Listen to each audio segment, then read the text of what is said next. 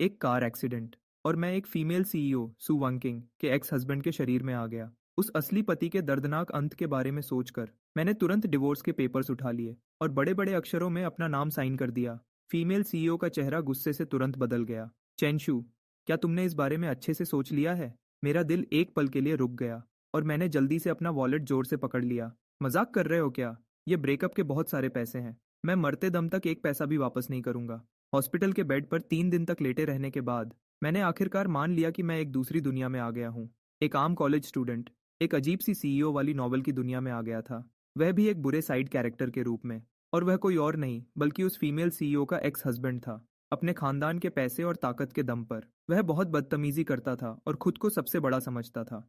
उसे opening ceremony में ही female lead सु वंकिंग से पहली नजर में प्यार हो गया था। उसके बाद से वह लगातार उसके पीछे पड़ा रहा और हर गंदी चाल चलकर उसने उसे मुझसे शादी करने पर मजबूर किया। सु वनकिंग एक आम नॉवेल की हीरोइन जैसी थी, गरीब परिवार से लेकिन सुंदर और दिमागर की तेज। उसके पापा चल नहीं सकते थे और उसकी माँ बहुत बीमार थी। अपने परिवार के इलाज के पैसे इकट्ठे करने के लिए उसने आखिरकार हार मान ली और मुझसे शादी कर ली। शादी के 5 साल बीत गए। वह एक आम ऑफिस वर्कर से बिजनेस की दुनिया की एक बड़ी स्टार बन गई। हमारा रिश्ता दिन ब दिन खराब होता गया। सु वनकिंग भी धीरे धीरे मेरे काबू से बाहर हो गई। फिर भी मैं इस बात से बिल्कुल बेखबर था और पहले की तरह ही घमंड दिखाता रहा, जब तक एक दिन मैंने उसके पहले प्यार को जमीन पर नहीं गिरा दिया। सु वनकिंग अब और बर्दाश्त नहीं कर सकी और उसने डिवोर्स मांग लिया। ठीक उसी वक्त मेरा कार एक्सीडेंट हो गया। सु वनकिंग तीसरे दिन मुझसे मिलने आई और उसने डिवोर्स के पेपर्स मेरे मुंह पर दे मारे। उस लड़की की आवाज बिल्कुल ठंडी और गुस्से भरी थी। उसके चेहरे पर सिर्फ नफरत और चिढ़ दिख रही थी। चेंशु, क्या तुम्हारा नाटक खत्म हो गया? लेकिन फिर भी जैसे ही मैंने उसका चेहरा साफ साफ देखा, मेरा दिल एक पल के लिए रुक गया। कोई हैरानी नहीं कि इस शरीर का असली मालिक इसके पीछे पागल था। यह चेहरा सच में बहुत सुंदर है। मैंने डिवोर्स के पेपर्स पर देखा, जहां लिखा था कि मुझे कितने पैसे और प्रॉपर्टी मिलेंगे। मेरा दिल रुकने ही वाला था। बाप रे, मैं तो अमीर हो गया। इस शरीर के असली मालिक का परिवार सच में बहुत अमीर था, लेकिन वह एक बदतमीज और जिद्दी इंसान था। और उसका एक छोटा भाई भी था जो हर चीज में उससे बहुत बेहतर था, इसलिए कंपनी का मालिक बनना तो उसके लिए नामुमकिन था। दूसरी तरफ सु वनकिंग का बिजनेस कुछ ही सालों में बहुत बड़ा हो गया था। उसके पास अब बहुत सारा पैसा था। अगर हमारा डिवोर्स होता है तो मुझे मिलने वाले पैसे बहुत ज्यादा होंगे। मैंने अपनी पूरी जिंदगी में अच्छे काम किए हैं, इसलिए अचानक इतना अमीर बनना मेरा ही इनाम है। मिलने वाले पैसों का हिसाब लगाने के बाद मैंने अपनी खुशी को छुपाने की कोशिश की ताकि मेरे चेहरे पर स्माइल ना आ जाए और सु वनकिंग को शक न हो जाए कि कुछ गड़बड़ है। फिर मैंने एक गहरी सांस ली और कहा, मैं डिवोर्स के लिए तैयार हूँ। सु वनकिंग हैरान रह गई। उसने शायद सोचा भी नहीं था कि मैं इतनी जल्दी हाँ कह दूंगा, लेकिन यह मौका जिंदगी में एक ही बार मिलता है। अगर अभी छोड़ दिया तो फिर कभी नहीं मिलेगा। इससे पहले कि वह होश में आती, मैंने जल्दी से पेन उठाया और तुरंत साइन कर दिए। डिवोर्स के पेपर्स पर अपना नाम लिख दिया। सु वनकिंग को लगा कि कुछ तो गड़बड़ है। उसके माथे पर बल पड़ गए। मैंने अपना मुंह दूसरी तरफ घुमाया और ऐसे नाटक किया जैसे मेरा दिल टूट गया हो और कहा, मैंने सोच लिया है सु वनकिंग, अब हम दोनों को एक दूसरे को छोड़ देना चाहिए। उसके बाद मैं काफी देर तक चुप रहा। जब मैं चादर के अंदर छुपकर अपने पैसे गिनने ही वाला था, तभी मैंने देखा कि सु वनकिंग चुपचाप डिवोर्स के पेपर्स को घूर रही है और वहां से जाने का उसका कोई इरादा नहीं लग रहा था। मैंने हैरानी से पूछा, तुम अभी तक गई नहीं? उस सॉन्ग जिंगनियन की चोट अभी तक ठीक नहीं हुई है ना? तुम्हें उससे मिलने नहीं जाना क्या? सु वनकिंग का चेहरा तुरंत गुस्से से ठंडा पड़ गया। मुझे अंदर से थोड़ा डर लगने लगा। क्या यह लड़की अब पछतावा कर रही है कि उसने मुझे इतने सारे पैसे क्यों दिए? लेकिन मैंने तो साइन कर दिया है। अब अगर वह चाहे भी तो पीछे नहीं हट सकती। और वैसे भी मैं कितने बड़े दिल से उसे जाने दे रहा हूँ, तो उसका मुझे पैसे देना बिल्कुल सही है। जब सु वनकिंग कॉलेज में थी, तब उसका एक पहला प्यार था जिसका नाम सॉन्ग जिंगनियन था। उस घमंडी और बदतमीज यंग मास्टर के बिल्कुल उल्टा। सॉन्ग जिंगनियन बहुत ही शरीफ, समझदार और आगे बढ़ने की चाह रखने वाला लड़का था। वह बिना पिता के बड़ा हुआ था। बचपन से ही उसके घर के हालात बहुत खराब थे, लेकिन वह बहुत मेहनती था और हर काम में सबसे आगे रहता था। एक तरह से देखा जाए तो वह और सु वनकिंग एक ही जैसे थे। सिर्फ वही सच में समझ सकता था सु वनकिंग को, इसलिए वे दोनों एक दूसरे के साथी थे। अगर मैं बीच में ना आता तो वे दोनों कब के एक हो गए होते और कॉलेज खत्म करने के बाद वे दोनों इस शहर में मिलकर मेहनत करते और अपना एक छोटा सा प्यारा घर बनाते। असली चेंशु उनसे बहुत जलता था। उसने सॉन्ग जिंगनियन को परेशान करने का कोई मौका नहीं छोड़ा। वह चिल्लाती, वह हमेशा उससे झगड़ा करता रहता था। आखिर में वह पागल हो गया और उसने उस पर हमला कर दिया। उसके बाद से सु वनकिंग चेंशु से नफरत करने लगी और उसने उससे सारे रिश्ते तोड़ लिए। कोई भी समझ सकता है कि हीरो और हीरोइन दोनों से दुश्मनी लेने के बाद इस बुरे साइड कैरेक्टर का क्या बुरा हाल होने वाला था। इसलिए मुझे इस मौके का फ़ायदा उठाना चाहिए, पैसे लेने चाहिए और यहाँ से भाग जाना चाहिए। आखिरकार सू वनकिंग ने जोर से दरवाज़ा बंद किया और चली गई। मैंने अपने सीने पर हाथ फेरा और धीरे से मुस्कुराया। कितना गुस्सा है इसमें। लेकिन जो पैसा और प्रॉपर्टी मुझे मिलने वाली थी, उसके बारे में सोचकर मैं फिर से खुश हो गया। आसमान से ऐसी किस्मत बरसना हर किसी के नसीब में नहीं होता। जब मैं इन्हीं ख्यालों में खोया था, तभी मेरे फ़ोन पर एक वीचैट मैसेज आया। यह मैसेज गू चिंगहान का था। उसके लिखे शब्दों से साफ पता चल रहा था कि वह मेरा मजाक उड़ा रही है। मैंने सुना है कि आखिरकार आज सू वनकिंग तुमसे मिलने आई थी। वह मेरी बचपन की दोस्त है। एक अमीर खानदान की जिद्दी लड़की, जो हमेशा पार्टी करने और मज़े उड़ाने के लिए जानी जाती है। वह सू वनकिंग को बिल्कुल पसंद नहीं करती थी और सू वनकिंग भी उसे पसंद नहीं करती थी। दोनों एक दूसरे के बिल्कुल खिलाफ थे। खास करके जब से मेरी और सू वनकिंग की शादी हुई थी, हमारे दोनों परिवारों का आना जाना बढ़ गया था। उसके पिताजी अक्सर सू वनकिंग का नाम लेकर उससे कंपेयर करते थे। इस वजह से गू चिंगहान सू वनकिंग से और ज़्यादा नफरत करने लगी थी। वह मुझे डांटती थी कि मैं प्यार में अंधा हो गया हूँ और हमेशा मुझे बेवकूफ़ कहती थी। इस बार भी वह पक्का मेरा मजाक उड़ाने ही आई थी, लेकिन मुझे कोई फर्क नहीं पड़ता था। मैं तो अपना मिला हुआ मोटा पैसा गिनने में बिजी था। अब रोने का टाइम किसके पास है? मैंने थोड़ी देर सोचा और फिर डिवोर्स अग्रीमेंट की एक फ़ोटो खींचकर उसे भेज दी। आज से तेरा भाई सिंगल है, अब मुझे अच्छी सी पार्टी दे। गुचिंगहन ने तुरंत मुझे फ़ोन किया और पहला सवाल पूछा, क्या तुम पागल हो गए हो? अपनी जुबान को संभालो। जैसे ही मैं हॉस्पिटल से डिस्चार्ज होऊंगा, हम सिविल अफेयर्स ब्यूरो जाकर इसे पक्का कर देंगे। अच्छा हुआ कि एक्सीडेंट ज़्यादा बड़ा नहीं था, बस सिर पर थोड़ी चोट आई है। मैं चाहता हूँ कि तुम मेरा साथ देने आओ। जू चिंगहान थोड़ी देर के लिए चुप हो गई और फिर अचानक जोर से हंस पड़ी। ठीक है यंग मास्टर चैन, तुम क्या चाहते हो कि मैं तुम्हारा साथ कैसे दूं? एक हफ्ते बाद मैंने एक महंगा सूट पहना और बिल्कुल हीरो बनकर हॉस्पिटल से डिस्चार्ज हुआ। गुचिंगहन ने अपने हाथ बांधे और मजाक उड़ाते हुए कहा, हॉस्पिटल में ऐसे कपड़े पहनकर कौन घूमता है? तुम थोड़े ठीक ठाक लग रहे हो। मैंने अपना सिर हिलाया और कहा, तुम्हें क्या पता, आज बहुत बड़ा दिन है। गुचिंगहन ने इस बात पर ध्यान नहीं दिया और बाहर जाने के लिए घूमी। लेकिन अचानक हमारे सामने सू वनकिंग आ गई। सू वनकिंग ने एक पल के लिए गुचिंगहन को देखा। उसके चेहरे पर गुस्सा और ठंडक थी। मैं उसके पास गया और मुस्कुराते हुए कहा, तुम आ गई। गाड़ी कहाँ है? सू वनकिंग का गुस्सा थोड़ा कम हुआ और उसने कहा, पार्किंग में है, चलो। गुचिंगहान से यह बिल्कुल बर्दाश्त नहीं हुआ। चलो। गुचिंगहान से यह बिल्कुल बर्दाश्त नहीं हुआ। उसने अपना सिर थोड़ा घुमाया और अपनी सुंदर आंखों से मुझे घूरते हुए कहा, चेंशु, क्या तुम मेरी गाड़ी में नहीं चल रहे? मैंने अपना हाथ हिलाया और कहा, मुझे पहले सू वांकिंग के साथ सिविल अफेयर्स ब्यूरो जाकर डिवोर्स के पेपर्स लेने हैं। उसकी गाड़ी में जाना ज़्यादा आसान रहेगा। यह कहकर मैंने सू वांकिंग को जल्दी करने को कहा, जो वहाँ चुपचाप खड़ी थी।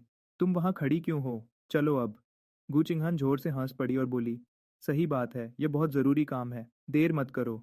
सू वनकिंग ने मजाक उड़ाते हुए कहा, चेंशु, क्या तुम सच में मुझसे पीछा छुड़ाने के लिए इतनी जल्दी में हो? मैंने सच सच जवाब दिया, खास करके इसलिए क्योंकि आज रात तुम्हारा कोई और प्लान है। मैं बस इस काम को जल्दी खत्म करना चाहता हूँ, ताकि तुम्हारा टाइम खराब ना हो, है ना? सुवन किंग हमेशा बहुत बिजी रहती थी। वह साल में बस कुछ ही बार घर आती थी। मुझे पता था कि वह मुझे देखना नहीं चाहती, और सच कहूँ तो मुझे भी उसके साथ रहने में कोई इंटरेस्ट नहीं था। हम दोनों का अलग हो जाना और अपने काम से काम रखना ही सबसे अच्छा है। सिविल अफेयर्स ब्यूरो में ज्यादा भीड़ नहीं थी। जल्दी ही मेरी और सू वनकिंग की बारी आ गई। जैसे ही हम अंदर जाने वाले थे, तभी अचानक सू वनकिंग का फोन बजने लगा।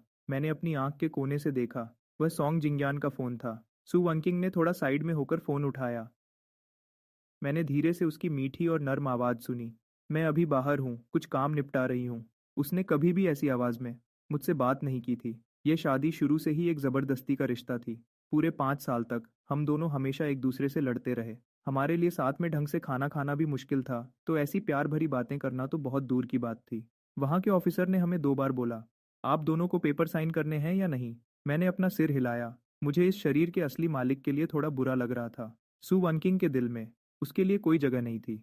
सु वंकिंग, मैंने आवाज दी। मैंने जोर से कहा, क्या इस बार हम पहले मेरा काम खत्म कर सकते हैं? सु वनकिंग हमेशा सॉन्ग जिंगयान को ही सबसे पहले रखती थी। इस शरीर के असली मालिक ने इस बात पर बहुत झगड़ा किया था, लेकिन वह हमेशा बेपरवाह और पत्थर दिल बनी रही। वह असली मालिक सच में बेवकूफ था, जो सोचता था कि वह सॉन्ग जिंगयान से जीत सकता है। यह तो खुद को दुख देने वाली बात थी। सु वनकिंग भी ऐसी ही थी। अगर वह इस बार मुझे पहले रखती, तो क्या वह जल्दी ही अपने सच्चे प्यार के साथ खुलेआम नहीं रह पाती? सु वनकिंग का चेहरा अचानक उतर गया।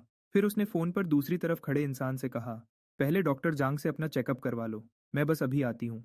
मैं बस अभी आती हूँ। 20 मिनट बाद जब नया नया डिवोर्स सर्टिफिकेट मेरे हाथ में आया, तो खुशी से मेरी आंखों में आंसू आ गए। मुझे मिल गया।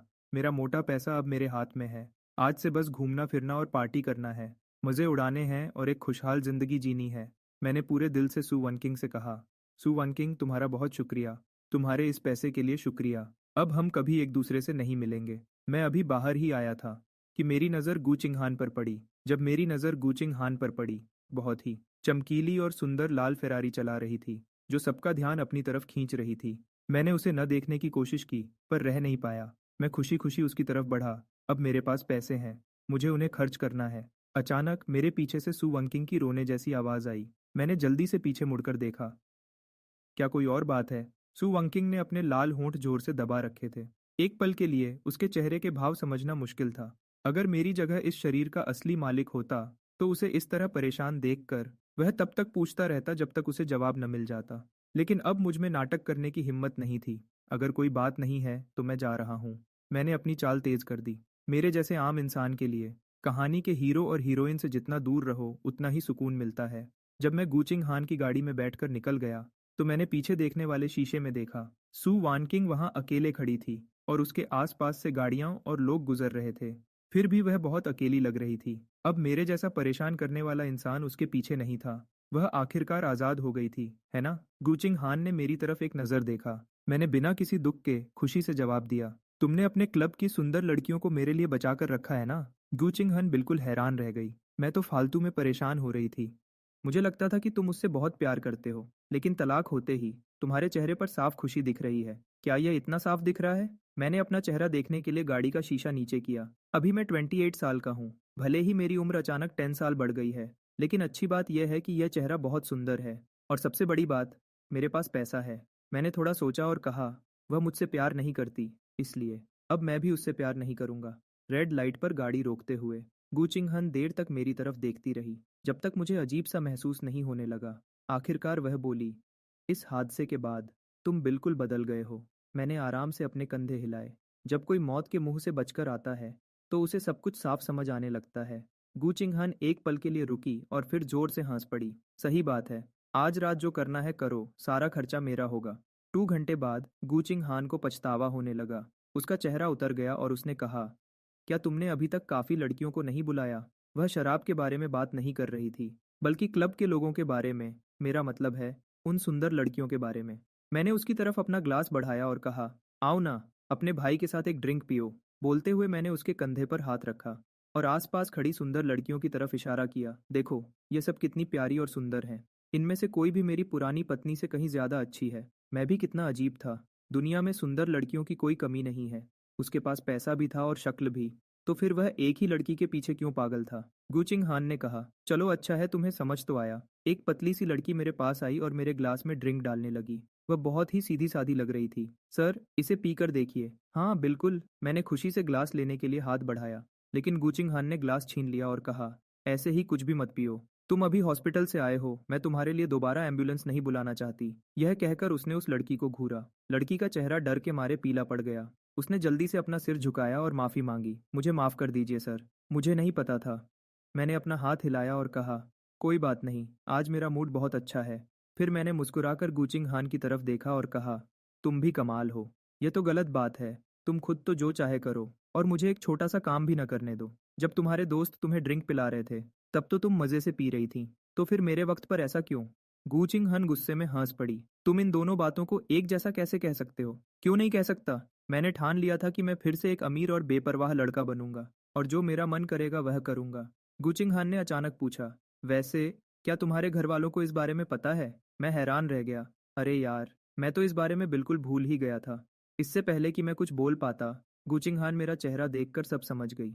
मुझे पता था कि तुम्हारी उन्हें बताने की हिम्मत नहीं हुई। इस शरीर के असली मालिक के रिश्ते उसके घर वालों के साथ अच्छे नहीं थे। उसके माँ बाप बहुत जिद्दी और पुराने ख्यालात के थे, और वह उसके छोटे भाई को ज्यादा प्यार करते थे। उसका मिजाज थोड़ा जिद्दी था। जब वह सू वनकिंग से शादी करना चाहता था, तो उसका अपने घर वालों के साथ बहुत बड़ा झगड़ा हुआ था। बाद में जब सू वनकिंग का करियर बहुत अच्छा चलने लगा, तो उसके घर वालों का बर्ताव पूरा बदल गया। वो बार बार उसे डांटते भी थे, सू वनकिंग के साथ उसकी लड़ाई को लेकर। साफ बात तो यह है कि इस बुरे सपोर्टिंग कैरेक्टर की पहले की जिंदगी बिल्कुल भी आसान नहीं थी। लेकिन जो भी हो, अब डिवोर्स के पेपर्स मेरे हाथ में हैं। अब डरने की क्या बात है? इसके बाद के दिनों में जिंदगी मेरी सोच से भी ज्यादा खुशहाल हो गई थी। मैंने काम वाली से कहकर सू वनकिंग का सारा सामान पैक करवाया और उसे वहां से भेज दिया। यह विला असल में शादी के बाद का घर था, जिसे इस शरीर के असली मालिक के माँ बाप ने उनके लिए खरीदा था। लेकिन सू वानकिंग को यहाँ रहना पसंद नहीं था। शायद इस जगह का कोना कोना उसे याद दिलाता था उस अपमान की जो असली मालिक की वजह से उसे झेलना पड़ा था। शुरू में वह ज्यादातर अपनी कंपनी में ही सो जाती थी। बाद में जब उसका करियर अच्छा चलने लगा तो उसने ऑफिस के पास एक अपार्टमेंट खरीद लिया। असली मालिक एक बार वहां गया था, जहां अचानक उसकी मुलाकात सोंग जिंगयान से हो गई। हालांकि सोंग जिंगयान ने तुरंत सफाई दी कि वह वहां सिर्फ बारिश से बचने के लिए थोड़ी देर के लिए रुका था। लेकिन असली मालिक के गुस्से को देखते हुए वह कैसे शांत रहता। उस वक्त उसकी और सू वानकिंग की बहुत बड़ी लड़ाई हुई। उन दोनों ने एक पूरे महीने तक एक दूसरे से बात नहीं की। आखिर में असली मालिक ही था जो इस बात को झेल नहीं पाया, और उसने खुद ही पीछे हटकर समझौता कर लिया। इसमें उसकी क्या गलती थी, जब उसकी आंखों और दिल में सिर्फ सू वानकिंग ही बसी थी। चलो, अब तो बहुत अच्छा है। ये बड़ा और आलीशान 3 मंजिला विला अब सिर्फ मेरा है। सू वानकिंग का यहाँ ज्यादा सामान नहीं था, लेकिन उसे साफ करने के बाद मुझे यह घर थोड़ा खाली लगा। इसलिए मैं तुरंत शॉपिंग करने निकल गया। फिर मैं अपनी पसंदीदा दुकानों पर एक राजा की तरह उंगली उठाकर सामान चुनने लगा। मुझे यह चाहिए और वह भी चाहिए, मुझे इनकी ज़रूरत नहीं है, बाकी सब मेरे लिए पैक कर दो। अभी करता हूँ मिस्टर चेन। स्टोर मैनेजर खुशी से खिल उठा। कई सेल्स वाले मेरे पीछे पीछे मेरे बैग्स उठाए चल रहे थे। अचानक जैसे ही मैं दरवाजे से बाहर निकला, मेरी मुलाकात सू वनकिंग से हो गई। मुझे देखकर वह वहीं रुक गई। मैंने देखा कि सोंग जिंगयान ठीक उसके पीछे खड़ा था।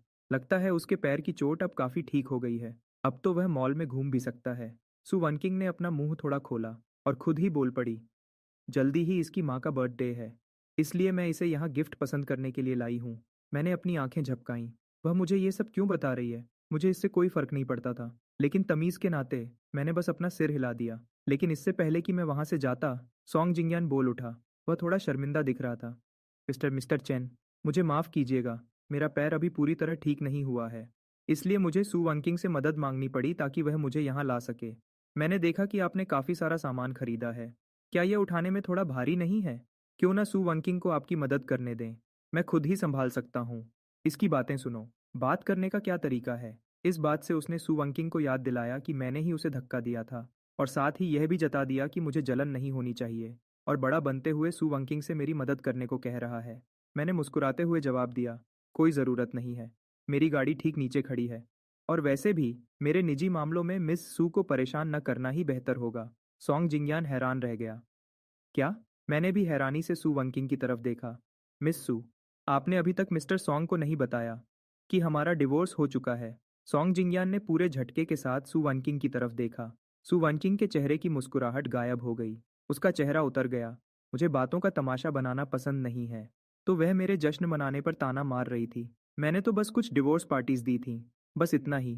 क्या इसमें इतना चिढ़ने की कोई ज़रूरत है? सोंग जिंगयान ने बिल्कुल भी नहीं सोचा था कि उसे अचानक इतना बड़ा झटका लगेगा। उसका मुंह खुला का खुला रह गया और वह हकबकाते हुए बोला, वानकिंग, आपका और मिस्टर चेन का आपने मुझे क्यों नहीं बताया?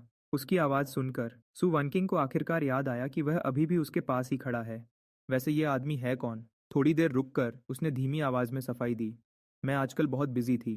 पहले मुझे टालने के लिए यह उसका सबसे पसंदीदा बहाना होता था। किसने सोचा था कि वक्त बदल जाएगा और सोंग जिंगयान के साथ भी बिल्कुल वैसा ही होगा। लेकिन आखिरकार हीरो और सपोर्टिंग कैरेक्टर में फ़र्क तो होता ही है। सोंग जिंगयान के लिए ये बातें बहुत बड़ी और खुशी की खबर थी। उसकी आंखें मेरे और सू वनकिंग के बीच घूमने लगीं। कुछ बार उसने एक शर्मिंदा चेहरा बनाया और कहा, मुझे माफ़ कीजिएगा। उसने एक शर्मिंदा चेहरा बनाया और कहा, मुझे माफ़ कीजिएगा। मुझे पहले नहीं पता था। मेरा ये बात उठाने का कोई गलत मतलब नहीं था। मिस्टर चेन, आप इस बात का बुरा तो नहीं मानेंगे ना? बिल्कुल नहीं। अब मेरा इस औरत से कोई लेना देना नहीं है। चलो, आप दोनों अपनी शॉपिंग एंजॉय करो। मेरे पास कुछ लड़कियां हैं जो मेरे बैग्स उठाने के लिए खड़ी हैं। ये काफ़ी भारी हैं। तभी सू वनकिंग अचानक बोल पड़ी, रुको। क्या? मैं पीछे मुड़ा। क्या कोई और बात है मिस बिल्सू? सू वनचिंग ने अपना माथा सिकोड़ा। ऐसा लगा कि उसे अभी भी आदत नहीं थी मेरे इस अचानक बदले हुए बर्ताव की। कल मेरी माँ ने कहा था कि तुम बहुत दिनों से उनसे मिलने नहीं आए। सू वनकिंग की आवाज़ धीमी हो गई। ऐसा लग रहा था कि उसे यह कहने में मुश्किल हो रही है, लेकिन उसके पास बोलने के अलावा कोई रास्ता नहीं था।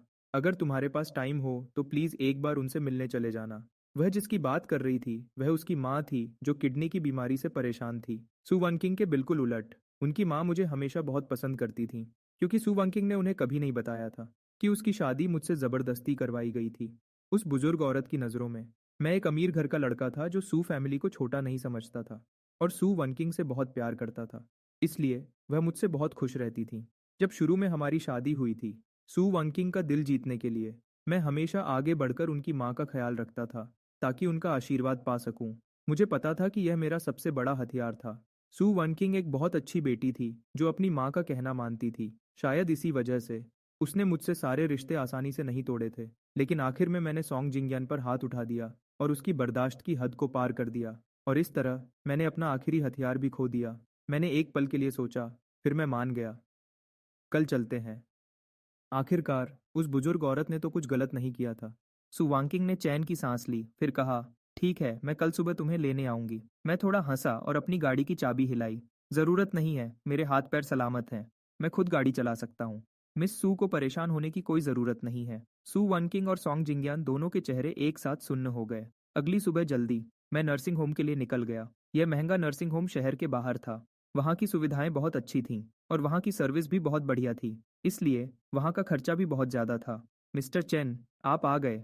नर्स ने मुझे देखते ही तमीज से मेरा स्वागत किया। उसे सू वानकिंग ने काम पर रखा था, यह जानते हुए कि मेरे और सू वानकिंग के रिश्ते अच्छे नहीं हैं। वह भी मुझसे थोड़ी दूरी बनाकर रखती थी। सू की माँ बिस्तर पर लेटी हुई थीं। साल भर की किडनी की बीमारी ने उन्हें बहुत कमजोर और दुबला पतला कर दिया था। उनका शरीर बहुत कमजोर हो गया था। लेकिन शुक्र है कि पिछले कुछ सालों से इस नर्सिंग होम में रहने की वजह से उनकी हालत पहले से काफी बेहतर हो गई थी। सू वानकिंग की नज़र मेरे हाथ में पकड़े खाने के डिब्बे पर थोड़ी देर के लिए रुकी। उसने नफरत से अपना मुंह बनाया। यहाँ तक कि एक नर्स भी मेरे इस तरह खुश करने की कोशिश को बेकार समझती थी, क्योंकि उसे पता था कि मैं कुछ भी कर लूँ, मुझे सिर्फ सू वनकिंग की नफरत ही मिलेगी।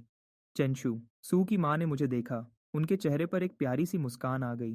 तुम आजकल बहुत बिजी हो, है ना? मैंने तुम्हें बहुत दिनों से नहीं देखा। मैंने अंदर ही अंदर एक ठंडी सांस ली। शुरू से आखिर तक मैं सिर्फ उनका इस्तेमाल कर रहा था, लेकिन उन्होंने मुझे सच में अपना मान लिया था। उस बुजुर्ग औरत ने तो कुछ गलत नहीं किया था। हाँ, थोड़ा बिजी था। मैं आपके लिए चिकन सूप लाया हूँ। आप इसे बाद में थोड़ा पी लेना। सू की माँ ने फिर से मेरा हाथ पकड़ लिया। उन्होंने बहुत देर तक मुझे देखा और ध्यान से पूछा, क्या सू वानकिंग ने तुम्हें फिर से गुस्सा दिलाया? मैंने ना में सिर हिलाया, लेकिन सू की माँ को यकीन नहीं हुआ। उन्होंने मजबूरी में आह भरी। वानकिंग बचपन से ही जिद्दी है और वह हमेशा बातें अपने अंदर ही दबाए रखती है। अगर उसने तुम्हें दुखी किया है तो मुझे बताओ, मैं तुम्हारे लिए उसे डांटूंगी।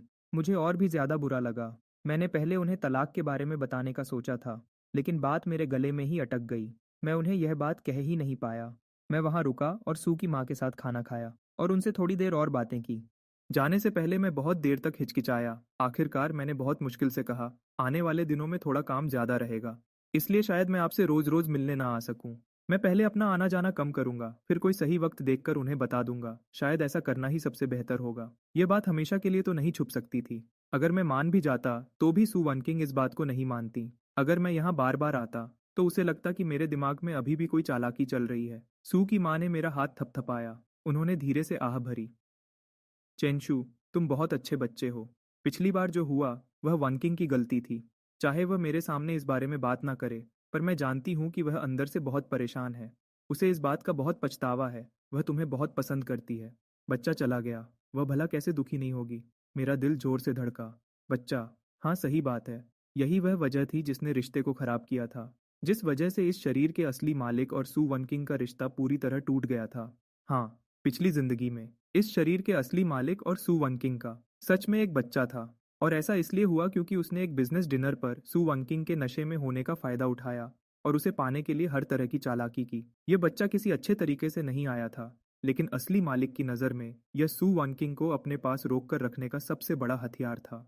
प्रेग्नेंट होने का पता चलने के बाद सू वनकिंग को अपने पहले प्यार सॉन्ग जिंगयान के लिए बुरा लग रहा था, लेकिन दूसरी तरफ वह अपने ही खून को खत्म नहीं करना चाहती थी। आखिर में उसने बच्चे को चुना। उसका अपना बचपन पहले ही बहुत मुश्किल रहा था, इसलिए वह नहीं चाहती थी कि उसका बच्चा पैदा हो एक टूटे हुए परिवार में। उस दौरान असली मालिक के साथ उसका रिश्ता सबसे अच्छा चल रहा था। वह उसके लाए हुए अच्छे खाने को चुपचाप खा लेती थी और बच्चों को पालने वाली किताबें पढ़ने पर ध्यान देती थी। वह सच में एक अच्छी माँ बनना चाहती थी। इसलिए मिसकैरेज होने के बाद उसने असली मालिक से अपना रिश्ता पूरी तरह खत्म कर लिया। यह सच में बहुत अजीब बात है। सू वंकिंग के प्रेग्नेंट होने के बाद असली मालिक ने देखा कि उसका बर्ताव अच्छा हो रहा है, तो उसने और ज्यादा फायदा उठाना शुरू कर दिया। वह उसे 24 घंटे अपने पास रखना चाहता था। जब भी सू वंकिंग मना करती तो वह बच्चे की भलाई का बहाना बनाता या कहता कि यह परिवार के रिश्ते को मजबूत करने के लिए है, और सू वनकिंग को मजबूर होकर उसकी बात माननी पड़ती। धीरे धीरे सु वनकिंग का सब्र टूटने लगा। एक बार सु वनकिंग को काम के सिलसिले में बाहर जाना था और उसके साथ जाने वालों में सॉन्ग जिंगयान भी था। असली मालिक ने साफ मना कर दिया और कहा कि वह किसी और को भेजे और खुद घर पर रहकर प्रेगनेंसी पर ध्यान दे। सु वनकिंग को लगा कि वह उसकी आज़ादी में दखल दे रहा है। वह उस पर शक करता था और उसे काबू में रखना चाहता था। उन दोनों के बीच बहुत बड़ा झगड़ा हुआ। चेंशु, क्या तुम एक बार के लिए नॉर्मल नहीं रह सकते? सबको अपने जैसा घटिया समझना बंद करो, ठीक है? यह कहकर सु वनकिंग ने जोर से दरवाजा बंद किया और चली गई। इसका नतीजा यह हुआ कि उसी रात असली मालिक को खबर मिली कि बहुत ज्यादा गुस्से की वजह से सु वनकिंग का मिसकैरेज हो गया है। आप सोच सकते हैं, जैसे ही यह हुआ उनका रिश्ता तुरंत टूट गया और उनके बीच एक भयानक झगड़ा हुआ। अगर पहले की बात करें तो सु वनकिंग को असली मालिक से सिर्फ नफरत थी, लेकिन इसके बाद वह नफरत और भी गहरी हो गई। उसने फिर कभी उस घर में कदम नहीं रखा और उससे पूरी तरह रिश्ता तोड़ लिया। फिर एक दिन असली मालिक ने सॉन्ग जिंगयान के पास जाकर उसे सीढ़ियों से नीचे धक्का दे दिया। यह आखिरी हद थी। मैं थोड़ी देर खामोश रहा, फिर मैंने कहा, अब ये सब पुरानी बात हो गई है। पुराना चेंशु मर चुका है। ये सब यहीं खत्म होता है। नर्सिंग होम से निकलते वक्त मेरा मूड थोड़ा खराब था। मुझे नहीं पता था कि ये मदर सू की वजह से था या फिर पुराने चेंशु की वजह से, लेकिन वह थोड़ी सी उदासी उसी वक्त गायब हो गई जब मुझे एहसास हुआ कि मैंने गलती से अपनी कार की चाबी कचरे के डिब्बे में फेंक दी थी और मेरी परेशानी हद से ज़्यादा बढ़ गई। परेशानी में मैंने गूचिंग हान को फ़ोन किया ताकि वह मुझे लेने आ सके। सुनते ही गूचिंग हान को यह बात बहुत अजीब लगी। क्या मैं तुम्हारी ड्राइवर लगती हूँ? क्या मैं बस तुम्हारे हुक्म का इंतज़ार करती रहूँ? ऐसा नहीं है कि मैं तुम्हें पैसे नहीं दूंगा, मैंने कहा। गूचिंग हान, यह नर्सिंग होम बहुत दूर और सुनसान जगह पर है। यहाँ कोई टैक्सी मिलना नामुमकिन है। इसलिए गूचिंग हान न चाहते हुए भी गाड़ी चलाकर वहाँ आई। जब हम घर पहुँचे तो अंधेरा हो चुका था और सबसे बड़ी बात, बाहर तेज बारिश हो रही थी। बाहर तेज बारिश को देखते हुए मैंने थोड़ी दया दिखाई और गूचिंग हान को अंदर बुला लिया। मैंने उसे दूसरी मंजिल पर गेस्ट रूम दे दिया। अगली सुबह उम्मीद से पहले ही किसी ने दरवाजे की घंटी बजाई। मैंने आधी आंख खोली और नींद में ही दरवाजा खोलने चला गया। बाहर जो खड़ी थी वह कोई और नहीं बल्कि सु वनकिंग थी। वह बस कुछ बोलने ही वाली थी कि तभी सीढ़ियों से आने की आवाज सुनाई दी। गूचिंग हन की आवाज आई, जिसमें नींद से जगाए जाने का गुस्सा साफ पता चल रहा था। कौन है? सु वानकिंग का चेहरा तुरंत बिल्कुल ठंडा पड़ गया। उसका एक एक शब्द ऐसे निकल रहा था जैसे वह गुस्से में दांत पीस रही हो। लगता है मैं गलत वक्त पर आ गई। तुम दोनों को परेशान करने के लिए माफी चाहती हूँ। मैंने मन ही मन गुस्से से अपनी आंखें घुमाई। तो तुम्हें पता है कि तुमने किसी की नींद खराब की है, और वैसे भी ये कैसा बर्ताव है? ये मेरा घर है, ठीक है? तुम तो बस मेरी एक्स वाइफ हो। तुम्हें गुस्सा होने का क्या हक है? ऐसा चेहरा बना रही हो जैसे मैंने तुम्हें धोखा दिया हो। ये सब किसके लिए है?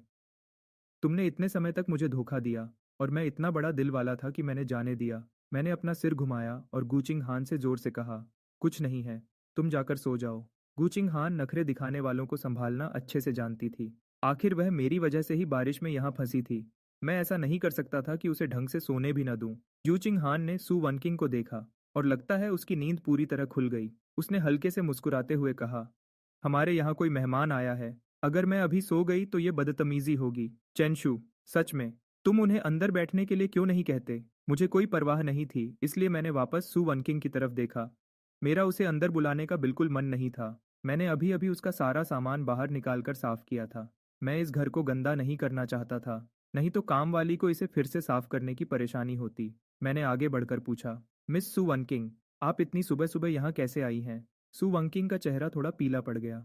साफ था कि गुचिंगहान की उन ताना मारने वाली बातों ने उसे बहुत गुस्सा दिला दिया था, लेकिन वह गुस्सा नहीं निकाल सकती थी। अगर ये पहले की बात होती तो वह इस घर की मालकिन की तरह बर्ताव करती और गुचिंगहान से कहती कि यहाँ से चली जाए। लेकिन अब वह गुचिंगहान के बराबर भी नहीं थी। वह तो घर के अंदर भी नहीं आ सकती थी। लेकिन इस तरह की औरतें सब्र करना अच्छे से जानती हैं। सु वनकिंग भी ऐसी ही थी। उसने एक गहरी सांस ली, गुचिंगहान को पूरी तरह इग्नोर किया और अपने बैग से एक चाबी निकाली। तुम कल इसे मेरी माँ के घर छोड़ आए थे। उन्होंने मुझसे कहा कि मैं इसे तुम्हारे पास पहुंचा दूं।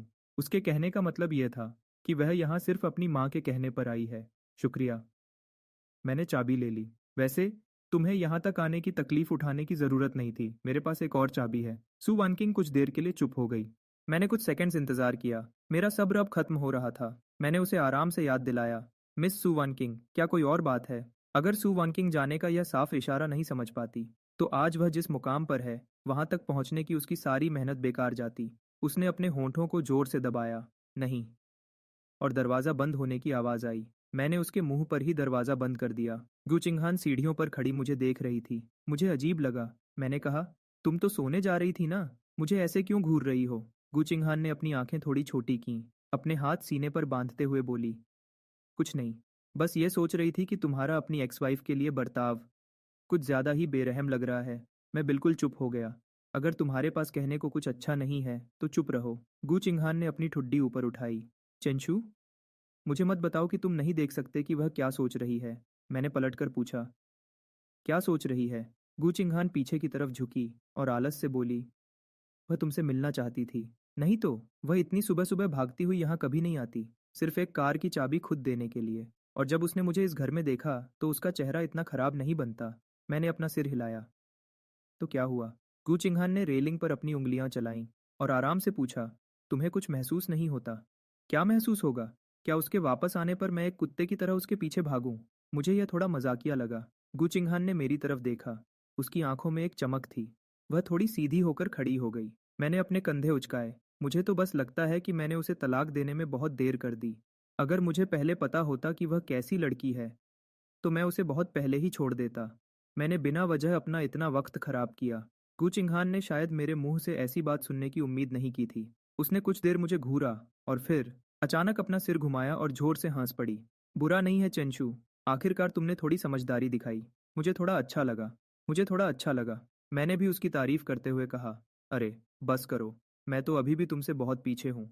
तुम तो इस खेल की असली खिलाड़ी हो, जो बिना किसी दाग के हर मुश्किल से निकल जाती हो। गु चिंगहान थोड़ी परेशान हो गई। मैंने तुम्हें कितनी बार बताया है, मेरा उन लड़कों के साथ कोई चक्कर नहीं है। मैंने तुरंत उसकी हाँ में हाँ मिलाई। मुझे पता है, मुझे पता है। मालकिन, आप तो बस दिखावे के लिए उनके साथ खेल रही हैं। आपको अभी तक आपका सच्चा प्यार नहीं मिला है। क्या सभी कहानियों में ऐसा नहीं लिखा होता कि नखरेबाज लड़की को आखिरकार अपना सच्चा प्यार मिल ही जाता है और वह अपने पुराने सारे हिसाब किताब को 10 गुना करके चुकाती है, 10 गुना करके चुकाती है। गु चिंगहान ने मुझे हैरानी से देखा और बस एक बात कही, मुझे पता था कि तुम जैसे बेवकूफ़ से बात करने का कोई फ़ायदा नहीं है। फिर वह वापस सोने चली गई। मैं दोपहर तक सोता रहा। जब पेट में भूख की वजह से मेरी आंख खुली तो मैंने देखा कि मेरे फ़ोन पर बहुत सारी मिस्ड कॉल्स और मैसेजेस आए हुए थे। यह सब इस शरीर के असली माँ बाप के थे।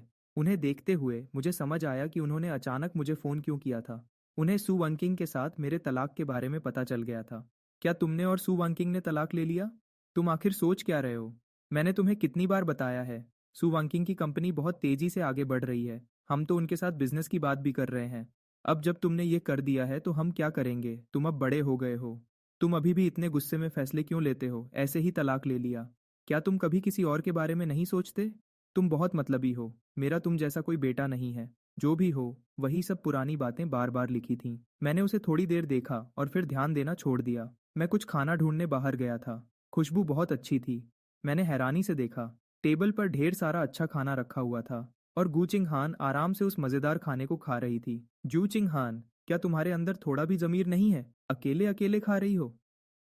गू चिंग हान ने हैरानी से अपनी आईब्राव उठाई। क्या मैं तुम्हारे लिए भूखी रहूं? बहुत सही बात कही। बिल्कुल सही बोला। इस बात का जवाब देना मुश्किल था। मैं सीधा आगे गया और चॉपस्टिक्स उठा ली और अपना पसंदीदा फिश फ्लेवर्ड श्रेडेड पोर्क उठाया। बाकी सब बातों को छोड़कर गुचिंग हान को खाने की सच में बहुत अच्छी समझ है। उसके खास किचन से मंगवाया गया खाना पैक करवा कर लाने पर भी बाकी सब जगह से बहुत ज्यादा स्वादिष्ट होता है। जूचिंग हान अचानक बोली, तुम्हारे माँ बाप ने मुझे फोन किया था। उन्होंने कहा कि उन्हें तुमसे बात करनी है, लेकिन तुम फोन नहीं उठा रहे हो। मैंने ब्रेस्ड रिब्स का एक और टुकड़ा उठाया। मुझे पता है। गूचिंग हान ने एक पल के लिए अपनी चॉपस्टिक्स रोकी। उसने मेरे फोन की तरफ देखा। क्या तुम्हें उन्हें वापस फोन नहीं करना चाहिए? मैंने हाथ से इशारा किया।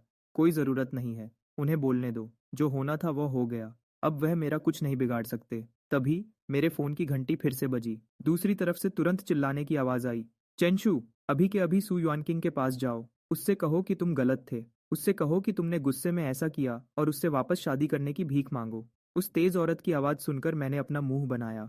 मैंने फोन को अपने कान से थोड़ा दूर किया। रुमारे, इनकी हिम्मत तो देखो, कितने बड़े सपने देख रहे हैं। डांट खाना या सू युआनकिंग के हाथों मरना। मुझे अच्छी तरह पता है कि दोनों में से क्या ज्यादा बुरा है। चेंशु, क्या तुम मेरी बात सुन भी रहे हो? मैंने आखिरकार जवाब दिया। हाँ, मैं सुन रहा हूँ, लेकिन यह बहुत मुश्किल होगा। सीधी बात है, मैं यह नहीं कर सकता। दूसरी तरफ से वह और भी ज्यादा गुस्से में आ गई। चेंशु, क्या अपने माँ बाप से बात करने का यही तरीका है? मैं हैरान था। क्या तुमने पहले नहीं कहा था कि अब तुम्हारा कोई बेटा नहीं है? क्या तुम भूल गईं? दूसरी तरफ बिल्कुल खामोशी छा गई। ऐसा लगा कि वह और चिल्लाना चाहती थी, लेकिन मेरा सुनने का बिल्कुल मन नहीं था। जो भी हो, मैंने अपनी बात बिल्कुल साफ कह दी है। मैं बिजी हूँ, फिर कभी बात करेंगे। यह कहकर मैंने फ़ोन काट दिया और नंबर ब्लॉक कर दिया। ग्युचिंग हान ने यह सब होते हुए देखा, बिना किसी डर के आराम से किया गया काम। उसने तुरंत अपनी चॉपस्टिक्स नीचे रख दी। उसने मुझे ऊपर से नीचे तक देखा। बहुत अच्छे, चेंशू। अपनी पुरानी पत्नी को छोड़ना एक अलग बात है, लेकिन अब तुमने अपने माँ बाप के खिलाफ जाने की भी हिम्मत कर ली। मेरे मुंह में अभी भी मीट का एक टुकड़ा था। मैंने मुंह में ही जवाब दिया, जहाँ जुल्म होता है वहाँ लोग आवाज़ भी उठाते हैं। गुचिंग हान ने एक हल्की सी हंसी हंसी। वह थोड़ा आगे की तरफ झुकी। तो इस हिसाब से शायद एक दिन मेरी बारी भी आएगी। मैंने उसे थम्स अप किया और उसकी समझ की तारीफ की। मुझे उसके इस रिएक्शन पर बिल्कुल हैरानी नहीं हुई। वह इस शरीर के असली मालिक के साथ बड़ी हुई थी। वह अच्छी तरह जानती थी कि पुराना चेंशू कैसा था। जो चीज़ें मैं अभी कर रहा था, उसके हिसाब से उन्हें एक ही लाइन में कहा जा सकता था कि मैं बिल्कुल पागल हो गया हूँ। लेकिन अगर देखा जाए तो जो कोई भी इस मुश्किल में फंसेगा, वह भी पागल हो जाएगा। बिना किसी हीरो की ताकत के एक बुरा साइड कैरेक्टर बनना, इसका मतलब है कि जिंदा रहने के लिए जल्दी भागना पड़ेगा। ओह हाँ, मेरे लिए एक नई जगह ढूंढने में मदद करो। ये जगह बुरी नहीं है, लेकिन यहाँ लोग बार बार आकर परेशान करते हैं। ये बहुत परेशान करने वाला है। सिर्फ सू युआनकिंग ही नहीं, बल्कि इस शरीर के असली मालिक की फैमिली भी। उनमें से हर एक रिश्तेदार परेशानी खड़ी करने वाला है। मैंने आज उन सबके साथ अपना रिश्ता पूरी तरह से खत्म कर लिया है। कौन जाने कब वे मेरे दरवाजे पर आकर परेशानी खड़ी कर दें। मेरे पास उनसे निपटने का फालतू वक्त नहीं है। जूचिंग हान ने जवाब दिया, यह मुझ पर छोड़ दो। गूचिंग हान सच में एक अमीर खानदान की लड़की की तरह थी। भले ही वह अपना ज्यादातर वक्त खाने पीने और मजे करने में बिताती थी, लेकिन जब सच में जरूरत होती तो वह बहुत भरोसेमंद थी। अगले ही दिन उसने मुझे फ़ोन किया और कहा कि उसने शहर के वेस्ट साइड में एक विला पसंद किया है। पहला मालिक बाहर देश चला गया है। उन्हें जल्दी बेचना है। ये नया बना है और अभी तक कोई इसमें नहीं रहा है। तुम्हें सच में बहुत सस्ते में मिल गया। मैं उसके इस जल्दी काम करने से बहुत खुश था।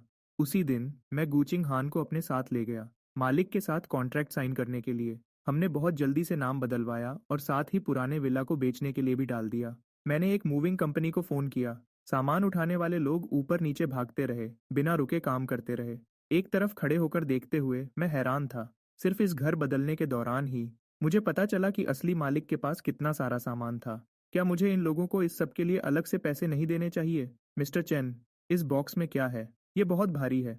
एक मूवर तीसरी फ्लोर से एक बड़ा डब्बा नीचे लेकर आया। डब्बा अच्छे से बंद था। बाहर से देखकर नहीं पता चल रहा था कि अंदर क्या है। जैसे ही मैं आगे बढ़कर देखने वाला था, मुझे अचानक एक फ़ोन कॉल आया। हेलो, सुनिए, क्या आप मिस्टर चैन हैं? मैं तीसरे पीपल्स हॉस्पिटल से बोल रहा हूँ। आपकी पत्नी अचानक सड़क पर बेहोश हो गई। क्या आप जल्दी से यहाँ आ सकते हैं? मैं हैरान रह गया। सू युएनकिंग बेहोश हो गई और उसे हॉस्पिटल ले जाया गया। आपने गलत इंसान को फ़ोन किया है। मैं उसका पति नहीं हूँ। दूसरी तरफ वाला इंसान हैरान हो गया, लेकिन पेशेंट के फ़ोन में जो नाम सेव था, मुझे अचानक याद आया। जब सू युआनकिंग प्रेग्नेंट थी, तब इस शरीर के पुराने मालिक ने जिद की थी कि वह अपने फ़ोन में उसका नाम बदले, चेनशू, बेबीज डैडी के नाम से। सू युआनकिंग उससे जीत नहीं पाई, इसलिए उसने उसे ऐसा करने दिया। मुझे उम्मीद नहीं थी कि डिवोर्स के कुछ समय बाद भी वह इसे बदलना भूल गई होगी। अब उसकी तबीयत कैसी है? पेशेंट शायद लो ब्लड शुगर की वजह से बेहोश हुई है। जान का कोई खतरा नहीं है, लेकिन उनकी हालत ज़्यादा अच्छी नहीं है। फिर भी आपको जितना जल्दी हो सके। ठीक है, मैं समझ गया। लेकिन मैं अभी थोड़ा बिजी हूँ। एक काम करते हैं, आप लोग उसके अभी के बॉयफ्रेंड सॉन्ग जिंगनियन से बात कीजिए और उसे फ़ोन कीजिए। उसका नंबर पक्का उसके फ़ोन कॉन्टैक्ट्स में होगा। आगे से अगर कुछ भी हो तो बस सीधे उससे ही बात करना। मैंने फ़ोन रख दिया और देखा कि लिविंग रूम में बहुत सारे डब्बे जमा हो गए हैं। इन सबको खोलने में कितना समय लगेगा? पहले सब कुछ अंदर रख देते हैं। जब मुझे खाली समय मिलेगा तब मैं इसे ठीक से रख दूंगा। अच्छी बात यह है कि नया घर काफ़ी बेडिडा है। मैंने हाउसकीपर से सामान को थोड़ा ठीक करने को कहा और फिर मैं कुछ गेम्स खेलने चला गया। मैं एक मशहूर बारबेक्यू जगह पर भी गया जो ऑनलाइन बहुत ट्रेंड कर रही थी। स्वाद बुरा नहीं था और वहाँ का डेकोर भी बहुत बढ़िया था। मैं कुछ फोटोज खींचने से खुद को रोक नहीं पाया और उन्हें अपनी टाइमलाइन पे पोस्ट कर दिया कैप्शन लिखा, चेक्ड इन, एक और दिन मेहनत करने का। मैंने बीच में अपनी एक बहुत ही हैंडसम सेल्फी भी डाल दी। मेरे दोस्तों ने पोस्ट पर लाइक्स की बारिश कर दी, यहाँ तक कि गूचिंग हान ने भी, जो एक आलसी लड्डुडकी है और सोशल मीडिया पर बहुत कम आती है, एक कमेंट किया, ये जगह काफ़ी अच्छी है। मैंने रिप्लाई किया, क्या तुमने यहाँ खाना खाया है? गूचिंग हान ने घमंड से रिप्लाई किया, बिल्कुल, ये रेस्टोरेंट मैंने ही खोला है। मेरे पास कोई शब्द नहीं थे। उसने एक बार फिर मेरे सामने अपना रोब झाँधा दिया, लेकिन जिसकी मुझे उम्मीद नहीं थी वह यह था। सॉन्ग जिंग्यान ने भी मेरी पोस्ट पर कमेंट किया था। वह ऊपर से तो बड़द्धा तमीज़दार बन रहा था, लेकिन अंदर ही अंदर वह मुझसे सवाल पूछ रहा था और रोब झाड़ रहा था, जैसे वह खुद को मुझसे बहुत बड़ा समझता हो। चेंशू, भले ही तुम्हारा और वांगचिंग का डिवोर्स हो गया है, लेकिन वह अभी हॉस्पिटल में है। तुम उसे देखने तक नहीं आए। क्या यह सच में ठीक है? जैसे ही यह कमेंट आया, मेरा सोशल मीडिया तुरंत हिल गया। सू वांकिंग से मेरे डिवोर्स की खबर सिर्फ कुछ ही लोगों को पता थी। मैंने तो अभी तक अपने डिवोर्स की पोस्ट भी नहीं लिखी थी, और यह यहाँ आकर मुझे सही और गलत का ज्ञान दे रहा है। मैंने भी तुरंत बेडिडे ही मासूम बनकर उसे जवाब दिया, एक अच्छे एक्स को तो मरा हुआ ही समझना चाहिए। मुझे बस डर था कि तुम गलत न समझ बैठो, समझे?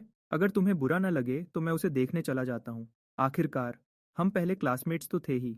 उसका हालचाल पूछना तो बनता ही है। तुम्हें क्या लगता है? मेरी टाइमलाइन पर अचानक हंगामा हो गया। लोग बहुत गुस्से में आ गए थे, लेकिन थोड़ी ही देर में सॉन्ग जिंगयान ने खुद ही वह कमेंट डिलीट कर दिया। क्या उसे लगा कि डिलीट करने से सब खत्म हो गया? मैंने तुरंत सबके सामने एक कमेंट लिखकर सलाह मांगी, अपने दोस्तों से जो इस काम में एक्सपर्ट हैं। कृपया बताएं कि मुझे अपनी एक्स वाइफ से मिलने के लिए क्या गिफ्ट लेकर जाना चाहिए, और उसके नए लवर के लिए भी। मेरी मदद करो, यह मेरे लिए बहुत ज़रूरी है। 1 घंटे बाद मैं एक फलों की टोकरी लेकर हॉस्पिटल पहुंच गया। मुझे उम्मीद नहीं थी कि जैसे ही मैं उसके कमरे के दरवाजे पर पहुंचूंगा, मुझे सॉन्ग जिंगनियन की रोने जैसी आवाज़ सुनाई देगी। युएनचिंग, प्लीज़ गुस्सा मत हो। मुझे पता है इस बार मेरी गलती थी, लेकिन मैंने यह सब सिर्फ तुम्हारे लिए किया। सू युआनकिंग ने कोई जवाब नहीं दिया। सॉन्ग जिंगयान परेशान और दुखी आवाज़ में बोला, तुम बेहोश तक हो गई थी। हॉस्पिटल ने खास तौर पर उसे फ़ोन किया था, फिर भी वह तुमसे मिलने तक नहीं आया। अगर आज तुम्हें कुछ हो जाता तो? सू युआनकिंग की थकी हुई आवाज़ आखिरकार सुनाई दी। मैं थोड़ा थक गई हूँ। मैं थोड़ी देर अकेले रहना चाहती हूँ। थोड़ी देर बाद अंदर से कुर्सी खिसकने की आवाज़ आई। सॉन्ग जिंगयान दरवाजे की तरफ बढ़ा। जैसे ही उसने दरवाज़ा खोला, वह हैरानी से वहीं रुक गया। सू युआनकिंग को लगा कि कुछ गड़बड़ है, और उसने देखने के लिए अपना सिर घुमाया। उसका चेहरा बहुत पीला पड़ चुका था। उसके चेहरे पर पहले जैसा घमंड और रोब बिल्कुल नहीं था। वह हॉस्पिटल के बेड पर लेटी हुई थी और उसे ड्रिप लगी हुई थी। वह बहुत ही कमज़ोर और बेचारी लग रही थी। मुझे देखकर उसकी उदास आंखों में अचानक एक चमक आई। वह थोड़ी घबराई हुई और परेशान लग रही थी। चेंशू, तुम यहाँ क्यों आए हो? मैं सॉन्गजिंग नियन के पास से निकलकर अंदर चला गया। मुझे लोगों के मजाक और तानों का कोई डर नहीं था। लोग कह रहे थे कि डिवोर्स के तुरंत बाद मुझे अपनी एक्स वाइफ के जीने मरने से कोई फर्क नहीं पड़ता। आखिर हम दोनों कॉलेज में एक ही क्लास में पढ़ते थे, इसलिए बात को इतना बढ़ाने की कोई ज़रूरत नहीं है। सू युआनकिंग का सुंदर चेहरा पीला पड़ गया। उसने पक्का मुझे और सॉन्ग जिंगयान को वीचैट पर लड़ते हुए देख लिया था। वह बहुत घमंडी थी। वह सबके सामने अपना मजाक बनना कैसे बर्दाश्त करती? यह उसके लिए बहुत बड़ा अपमान था। मेरे लिए उसके दिल में नफरत अब और ज़्यादा बढ़ गई होगी। यह सोचकर ही मुझे चिढ़ हो रही थी। खैर, मैं यहाँ आ तो गया हूँ। अगर कोई काम नहीं है तो मैं अब चलता हूँ। सू युआनकिंग के चेहरे के भाव थोड़े बदले। उसने कहा, चेंशू, क्या तुम्हें सच में मेरे साथ ऐसा बर्ताव करना पड़ेगा? मैंने अपनी आईब्रो उठाई और सीधे पूछा, क्या? जब मेरा कार एक्सीडेंट हुआ था तो तुम तीसरे दिन तक मुझसे मिलने नहीं आई थी। तुम्हारे मुकाबले तो मैं बहुत ज़्यादा अच्छा और वफादार हूँ। सू युआनकिंग का चेहरा गुस्से और शर्म से बिल्कुल पीला पड़ गया। उसने अपना मुंह खोला, जैसे वह कुछ कहना चाहती हो। तभी अचानक मेरे फ़ोन की घंटी बजी। हाउसकीपर का फ़ोन था। सर, मैंने आपका लगभग सारा सामान पैक कर दिया है, लेकिन एक बॉक्स बचा है जिसे मैंने अभी तक नहीं छुआ। वह मिट्टी के बर्तनों से भरा है। मैं उस बॉक्स का क्या करूं? मैं हैरान रह गया। मिट्टी के बर्तन? हाँ, और लगता है वह आपने खुद अपने हाथों से बनाए हैं। इसलिए मैंने सोचा कि आपसे पूछ लूं। मैंने अपनी तिरछी नज़र से देखा कि सू युआनकिंग भी हैरान खड़ी थी। तभी मुझे अचानक सब याद आ गया। मुझे सब याद आ गया। वह मिट्टी के खिलौने और बर्तन सच में इस शरीर के असली मालिक ने बनाए थे। कॉलेज के दिनों में सू युआनकिंग मिट्टी के बर्तन बनाने वाली एक दुकान पर पार्ट टाइम काम करती थी। उस वक्त, क्योंकि असली मालिक उसे पसंद करता था और उसे मनाना चाहता था, इसलिए वह लगभग हर रोज उस दुकान पर चला जाता था। वह वहां पूरी दोपहर बैठा रहता था। उसे यह काम बिल्कुल नहीं आता था, और न ही उसके पास सब्र था। उसका पूरा ध्यान और उसकी आंखें सिर्फ सू युआनकिंग पर ही रहती थीं। इस वजह से वह हर बार खुद को मिट्टी से पूरा गंदा कर लेता था, और घर पर बहुत ही बदसूरत और अजीब सी बनी हुई चीजें लेकर आता था। फिर भी वह बिना थके यह सब खुशी खुशी करता था। उसे इस बात से बिल्कुल भी शर्म नहीं आती थी। बाद में सू युआनकिंग से उसका यह हाल देखा नहीं गया, और उसने बताया कि वह सब गलत तरीके से कर रहा है।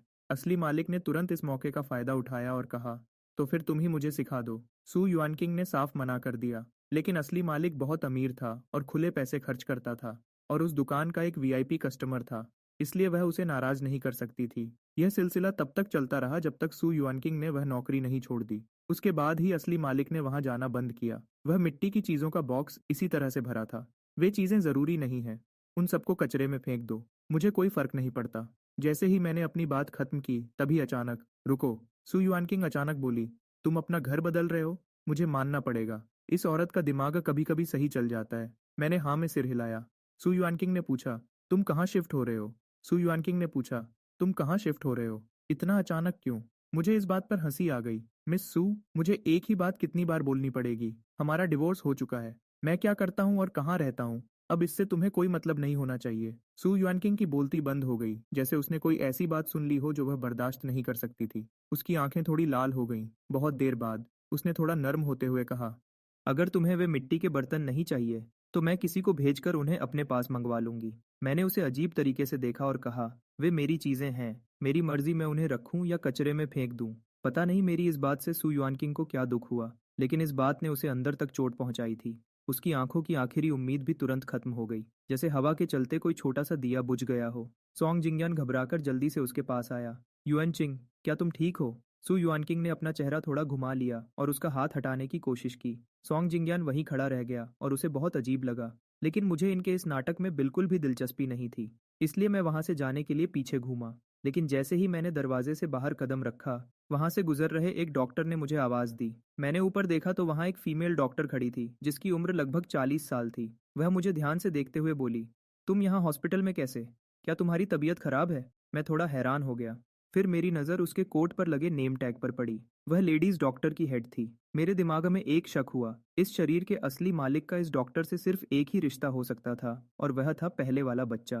पूछने के लिए शुक्रिया डॉक्टर, लेकिन मैं बिल्कुल ठीक हूँ। मैं तो आज बस यहाँ एक दोस्त से मिलने आया था, मैंने गोलमोल जवाब दे दिया। यह सुनकर उसने चैन की सांस ली। ये तो अच्छी बात है, लेकिन अब तुम दोनों की उम्र हो रही है। अगली बार जब प्रेगनेंसी हो तो तुम लोग उसे ऐसे ही अबॉर्ट नहीं कर सकते। मैं सुनकर वहीं जम गया। इन दो छोटी बातों में बहुत बड़ा राज छुपा था। क्या सु युआनकिंग का अचानक मिसकैरेज नहीं हुआ था? उस रात जब असली मालिक भागकर हॉस्पिटल आया था, तब सु युआनकिंग को ऑपरेशन रूम से बाहर लाया जा चुका था और सॉन्ग जिंगनियन उसके बेड के पास ही खड़ा था। युएनचिंग, तुम ये क्या कर रही हो?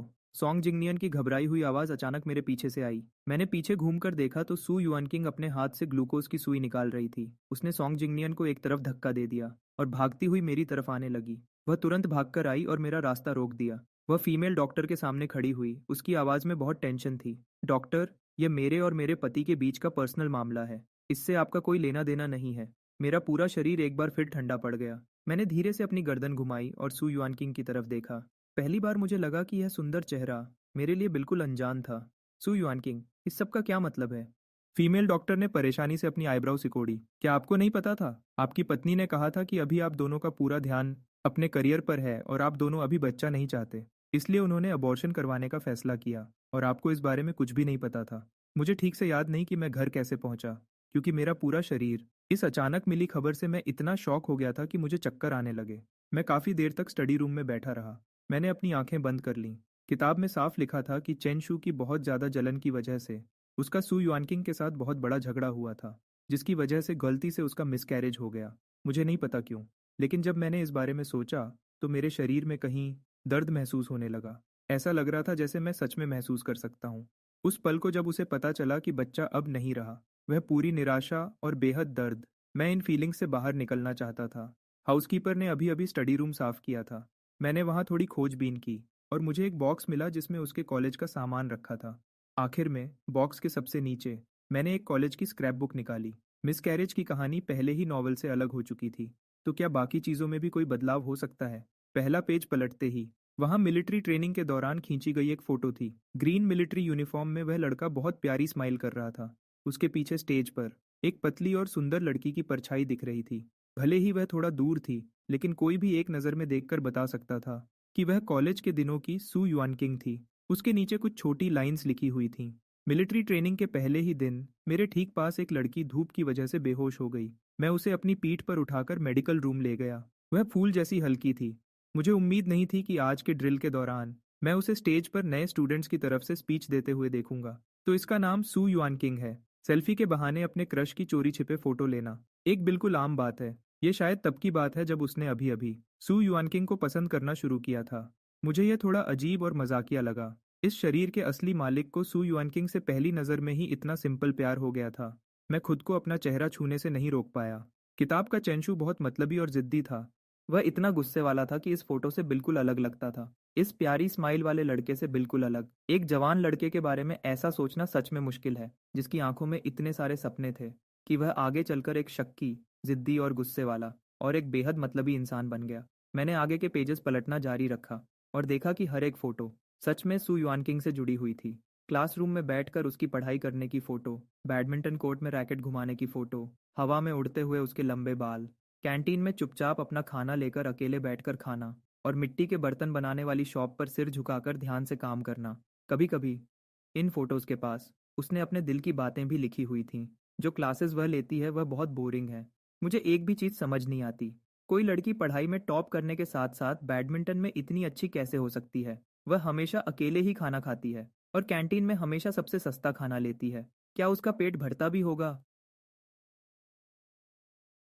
वे हमेशा बहुत बिजी लगती है। उसके पास मुझसे एक शब्द भी बोलने का वक्त नहीं है। यह स्क्रैप बुक इस शरीर के असली मालिक के सू युआनकिंग के लिए एक तरफा प्यार की कहानी थी, जो उसने कॉलेज के 4 सालों में लिखी थी। उसने उसकी बहुत सारी फोटोज खींची थीं। हर एक फोटो और हर एक लाइन नॉवल के चैन शू से बिल्कुल अलग थी। लगता है वह किसी और को पसंद करती है, लेकिन वह इंसान मैं नहीं हूँ। क्या मुझे हार मान लेनी चाहिए? कल ग्रेजुएशन है। क्या मुझे हिम्मत करके उसे अपने दिल की बात बता देनी चाहिए और फिर इस एक तरफ़ा प्यार को हमेशा के लिए बाय बोल देना चाहिए? हम अभी आधी ग्रेजुएशन फोटोज ही खींच पाए थे कि वह अचानक चली गई। मैं उसके पीछे गया और मुझे पता चला कि उसकी माँ की तबीयत बहुत खराब है और उन्हें बहुत सारे पैसों की ज़रूरत है। इस पेज पर ग्रेजुएशन की फ़ोटो होनी चाहिए थी, लेकिन सू युआनकिंग की वजह से यह पेज बिल्कुल खाली था। असली मालिक ने उसकी वजह से अपनी खुद की ग्रेजुएशन फ़ोटो भी नहीं खिंचवाई थी।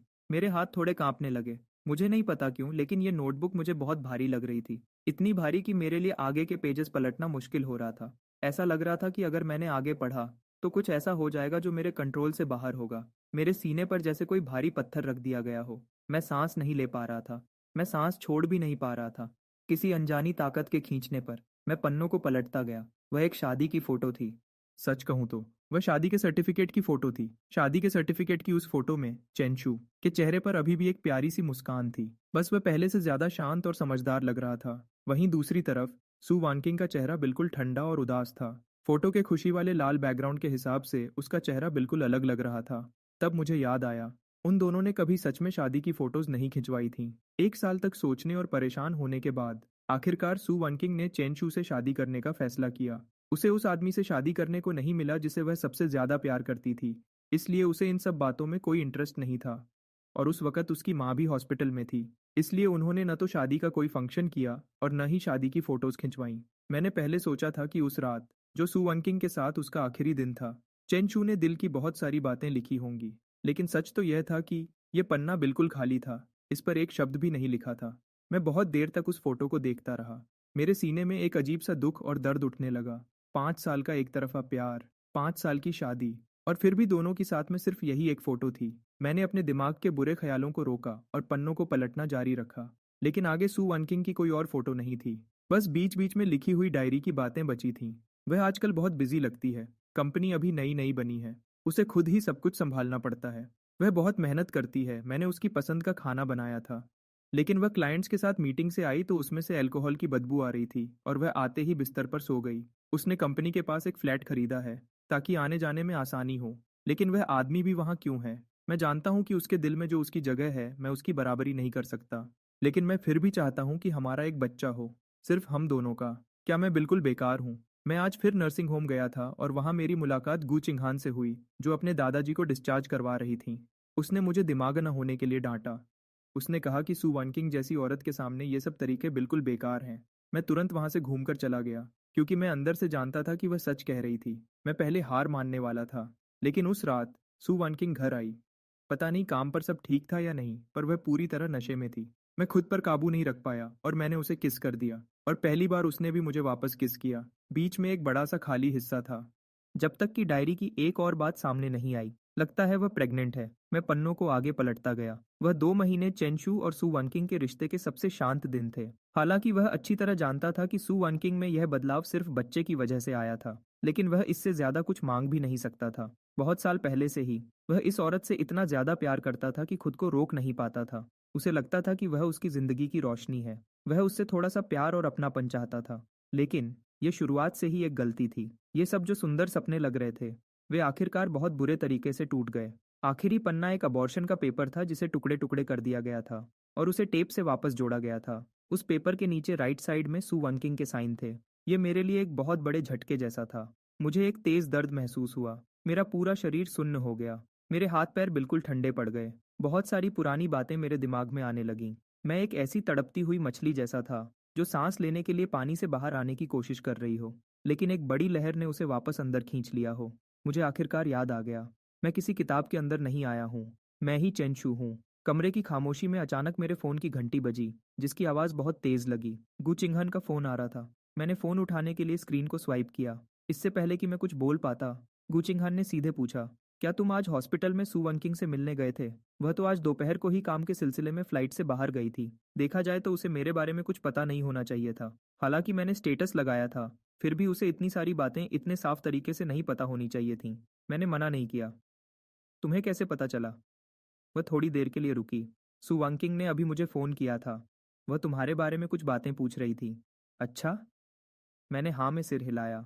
मेरा आगे कुछ भी पूछने का बिल्कुल मन नहीं था। मेरी शांत आवाज़ सुनकर गुचिंगहन को लगा कि कुछ गड़बड़ है। इतनी रात हो गई है, क्या तुम अभी तक जाग रहे हो? मैं बस बोलने ही वाला था। तभी मुझे दरवाजे की घंटी सुनाई दी। दरवाजे पर सच में सु वानकिंग खड़ी थी। मैंने गुचिंगहन का फ़ोन काट दिया और दरवाज़ा खोलने के लिए नीचे गया, लेकिन मैंने उसे अंदर नहीं आने दिया। बाहर बिल्कुल अंधेरा था। उसके पीछे से स्ट्रीट लाइट की रोशनी आ रही थी, जिसकी वजह से उसकी एक लंबी परछाई बन रही थी। इस वजह से उसका आधा चेहरा रोशनी में और आधा अंधेरे में दिख रहा था। मैंने पूछा, तुम्हें क्या चाहिए? मैं तुमसे माफ़ी मांगने आई हूँ। जब से मैं हॉस्पिटल से निकला हूँ तब से लेकर अभी तक 3 घंटे बीत चुके थे। उसे अब जाकर यह बात कहने की याद आई है। मैंने बिना किसी इमोशन के कहा, इसकी कोई ज़रूरत नहीं है। सब बीत चुका है। मुझे अब इस माफ़ी की कोई ज़रूरत नहीं है। सु वनकिंग का चेहरा और भी पीला पड़ गया। मेरी बात सुनो, मैं समझाती हूँ। मैं सब बता सकती हूँ। उस दिन मैंने सच में बिना सोचे समझे गुस्से में वह सब कर दिया। क्या वह सच में बिना सोचे समझे किया था या पहले से सोचा समझा प्लान था? मैंने एक ठंडी हंसी हंसते हुए जवाब दिया, मेरे बच्चे को पेट में रखना तुम्हारे लिए इतना बड़ा दुख बन गया था, है ना? सु वनकिंग थोड़ी देर के लिए बिल्कुल चुप हो गई। फिर उसने अपनी आंखें जोर से बंद कर लीं। उसने एक एक शब्द पर जोर देते हुए कहा, शुरू में मैं सच में इस बच्चे को नहीं चाहती थी, लेकिन बाद में जैसे जैसे बच्चा दिन ब दिन बड़ा होने लगा, मैं सच में उस वक्त मेरा दिमाग काम नहीं कर रहा था। मुझे भी इस बात का बहुत पछतावा है। अब पछतावा हो रहा है? क्या तुम्हें नहीं लगता कि अब बहुत देर हो चुकी है? सु वनकिंग की आंखों में देर से आने वाला पछतावा साफ दिख रहा था। उसके कंधे कांप रहे थे और रोने की वजह से उसके मुंह से शब्द नहीं निकल रहे थे। मेरे चेहरे पर एक हल्की सी हंसी आई। तुम चाहती थी कि मुझे लगे कि तुम्हारा मिसकैरेज मेरी वजह से हुआ है, ताकि मैं हमेशा खुद को दोषी मानता रहूं और मैं कभी भी बच्चे का सहारा लेकर तुम पर दबाव ना बना सकूं। इस तरह मैं तुम्हें छोड़ने और आज़ाद करने पर मजबूर हो जाऊंगा। सही कहा ना? सु वनकिंग अचानक हैरान रह गई। अपने दिमाग में वह हमेशा से यही मानती थी कि मैं एक मतलबी आदमी हूँ, जो जिद्दी है, लापरवाह है और बदले की भावना से भरा हुआ है। जब तक बच्चा नहीं रहेगा, मेरे पास उसे अपने साथ बांध कर रखने की कोई वजह नहीं बचेगी। उसने अपना मुंह खोला, जैसे उसके लिए एक एक शब्द बोलना बहुत मुश्किल हो रहा था। लेकिन यह बात तो हम दोनों के बीच की है। उस दिन तुमने अचानक सॉन्ग जिंग्यान पर हमला क्यों किया? मैंने खामोशी से उसे देखा। ये वही औरत थी जिसे मैंने इतने सालों तक टूटकर प्यार किया था और जिसके लिए मैं तरसा था। लेकिन इस वक्त भी उसे सिर्फ उस दूसरे आदमी की चिंता थी। मैं जोर से हंस पड़ा। इसका कोई बड़ा कारण नहीं है। मुझे बस उसकी शक्ल पसंद नहीं थी। वह इसी के लायक था। लेकिन जो भी हो, अब बच्चा जा चुका है और हमारा डिवोर्स भी हो चुका है। सु वांकिंग, अब तुम आज़ाद होकर उसके पास जा सकती हो। तुम्हें तो खुश होना चाहिए, नहीं? सु वानकिंग अचानक गुस्से और दुख में पागल सी दिखने लगी। वह आगे बढ़ी और उसने मेरा हाथ जोर से पकड़ लिया। मैं उससे प्यार नहीं करती। मैं उससे बिल्कुल प्यार नहीं करती चेंशू। मुझसे इस तरह बात मत करो प्लीज। मैंने गुस्से में अपनी भौहें सिकोड़ी और मैं उसे खुद से दूर धकेलने ही वाला था। तभी पीछे से अचानक एक धीमी हंसी सुनाई दी। लगता है मैं गलत वक्त पर आ गई। सु वानकिंग तुरंत वहीं रुक गई। तब मैंने साफ देखा, जो इंसान वहां आया था उसे तो कहीं और होना चाहिए था। वह गू चिंगहान थी, जिसे बिजनेस ट्रिप पर होना चाहिए था। उसने अपने बालों को कान के पीछे किया और उसकी खूबसूरत आंखों में एक ठंडी चमक थी। उसने कहा, सु वनकिंग, मैंने तुम्हें पहले ही बताया था ना, तुमने ही तो डिवोर्स मांगा था, तो अब उसके पीछे पड़ना बंद करो। सु वनकिंग ने गुस्से में अपना होंठ चबाया और वह गू चिंगहान को गुस्से से घूरने लगी। मेरे और चेंशू के बीच क्या चल रहा है? उससे तुम जैसे बाहर वाले को क्या लेना देना? गू चिंगहान ने अपनी भौहें थोड़ी ऊपर उठाई। वह अपनी हाई हील्स में आगे बढ़ी और मेरे बिल्कुल पास आकर खड़ी हो गई और उसने बड़े आराम से अपना हाथ मेरे हाथ में डाल दिया। मेरा दिल तेजी से धड़कने लगा। उसने अपना सिर थोड़ा झुकाया और मुझे देखकर एक प्यारी और मासूम सी स्माइल दी। क्या तुम अपनी पुरानी पत्नी के पास वापस जाने की सोच रहे हो? मेरा दिमाग थोड़ा परेशान था, इसलिए मैंने बस अपना सिर हिला दिया। मेरा ऐसा कोई इरादा नहीं है। वैसे, तुम अचानक वापस क्यों आ गईं? यू चिंगहान ने अपना चेहरा थोड़ा ऊपर उठाया। अगर मैं वापस नहीं आती, तो क्या मैं उसे तुम्हें परेशान करते हुए देखती रहती? सु वनकिंग ने गुस्से से गू चिंगहान के हाथ को देखा, जो मेरे हाथ को पकड़े हुए था। उसकी आंखें गुस्से से फिर से लाल हो गईं। गू चिंगहान, अपने आप को इतना बड़ा मत समझो। तुम्हारे दिल में जो भी गंदे इरादे हैं, वह तुम अच्छे से जानती हो। गू चिंगहन फिर से हंस पड़ी। उसने अपना चेहरा घुमाया और मुस्कुराते हुए कहा, जब सीईओ सू इतनी समझदार हैं और सब समझती हैं, तो मुझे भी बताइए, सीईओ सू, आखिर मेरे क्या इरादे हैं? सू वंकिंग के मुंह से एक शब्द भी नहीं निकला। उसके बंद होंठ कांप रहे थे। गू चिंगहन ने कहा, क्या हुआ? सीईओ सू कुछ बोलना नहीं चाहती, तो चलिए मैं ही आपके लिए बोल देती हूँ। मैं दिन रात यही दुआ कर रही थी कि तुम दोनों का डिवोर्स हो जाए, ताकि मैं आगे बढ़ सकूं और उसे अपना बना सकूं। ऐसा मौका बार बार नहीं मिलता, इसलिए मुझे इसके बारे में बहुत सोचना पड़ेगा, ताकि मैं इस मौके को जाने ना दूं। रात की ठंडी हवा में उसकी साफ आवाज़ गूंज रही थी। उसका एक एक शब्द मेरे दिल पर लग रहा था और मेरे अंदर एक अजीब सी गर्मी पैदा कर रहा था। गू चिंघन ने अपनी बात जारी रखी। खुद को देखो, सु वन किंग। अगर तुम्हारे पास देखने के लिए आंखें होती और अगर तुम्हारे अंदर थोड़ा सा भी ज़मीर होता, तुम अभी ये बातें नहीं बोल पाती। क्या तुम सच में ये सोचती हो कि कोई तुम्हें हमेशा माफ़ करता रहेगा और तुम्हें हमेशा मौके देता रहेगा? सु वन किंग का चेहरा तुरंत पीला पड़ गया। उसका शरीर कांपने लगा, जैसे वह किसी भी वक्त गिर जाएगी। उसने बड़ी मुश्किल से अपना मुंह खोला। उसका गला बैठ गया था। मेरा सच में यह मतलब नहीं था। गू चिंघान ने उसकी बात सुनने की कोशिश भी नहीं की और उसे बीच में ही टोक दिया। उसकी आवाज़ थोड़ी धीमी और ठंडी हो गई। मैंने तुम्हें पहले ही बताया था, वह बड़ी मुश्किल से वह सब भूल पाया है और एक नई जिंदगी शुरू करने के लिए तैयार है। क्या तुम्हें सच में यह बात फिर से उठानी है? मैंने अचानक गू चिंघान की तरफ देखा। जो उसने कहा, उसमें मुझे कुछ अजीब लगा। क्या उसे किसी बात का एहसास हो गया था? लेकिन गू चिंघान ने मेरे रिएक्शन पर ध्यान नहीं दिया। उसने बस सीधे कहा, अब तुम जाओ, फिर कभी वापस मत आना। सु वन किंग लगभग अपने घुटनों के बल गिरने वाली थी। उसका ध्यान भटक रहा था और वह पूरी तरह से टूट चुकी थी। मैं अब उसे और नहीं देखना चाहता था, इसलिए मैंने कहा, जो तुम पूछना चाहती थी वह पहले के उन 2 सवालों के सिवा कुछ नहीं था। मैंने उनका जवाब दे दिया है। आज के बाद से मेरा और तुम्हारा अब आपस में कोई रिश्ता नहीं है। यह कहकर मैं जाने के लिए मुड़ा। तभी अचानक मेरे पीछे से गिरने की आवाज़ आई। सु वन किंग सच में अपने घुटनों के बल बैठ गई थी। उसका गला कांप रहा था। मुझे पता है मुझसे गलती हुई। ये सब मेरी गलती है। प्लीज़ मुझे एक और मौका दो। क्या हम सब कुछ फिर से शुरू कर सकते हैं? जू चिंघान ने सबसे पहले मेरी तरफ मुड़कर देखा। उसका हमेशा का घमंड और गुस्सा बिल्कुल गायब हो चुका था। उसकी बड़ी और चमकदार आंखें मुझ पर टिकी हुई थीं। उसके हाथ नीचे लटके हुए थे और उसने चुपके से अपनी मुट्ठी बंद कर ली थी। उसका छोटा सा चेहरा तना हुआ था। वह बहुत ज्यादा घबराई हुई थी। सु वन किंग मेरे जवाब का इंतजार कर रही थी और वह भी। मैं वापस मुड़ा और मैंने शांति से सु वन किंग की तरफ देखा।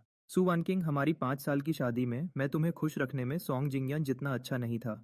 उल्टा, मैंने हमेशा तुम्हारे लिए परेशानियां ही खड़ी की। मुझे तो यह गलतफहमी भी थी कि मैं तुम पर अपना हक जता सकता हूँ, जो बिल्कुल गलत था। तुम सच में यही सोचती हो ना? सु वन किंग का चेहरा बिल्कुल सफ़ेद पड़ गया।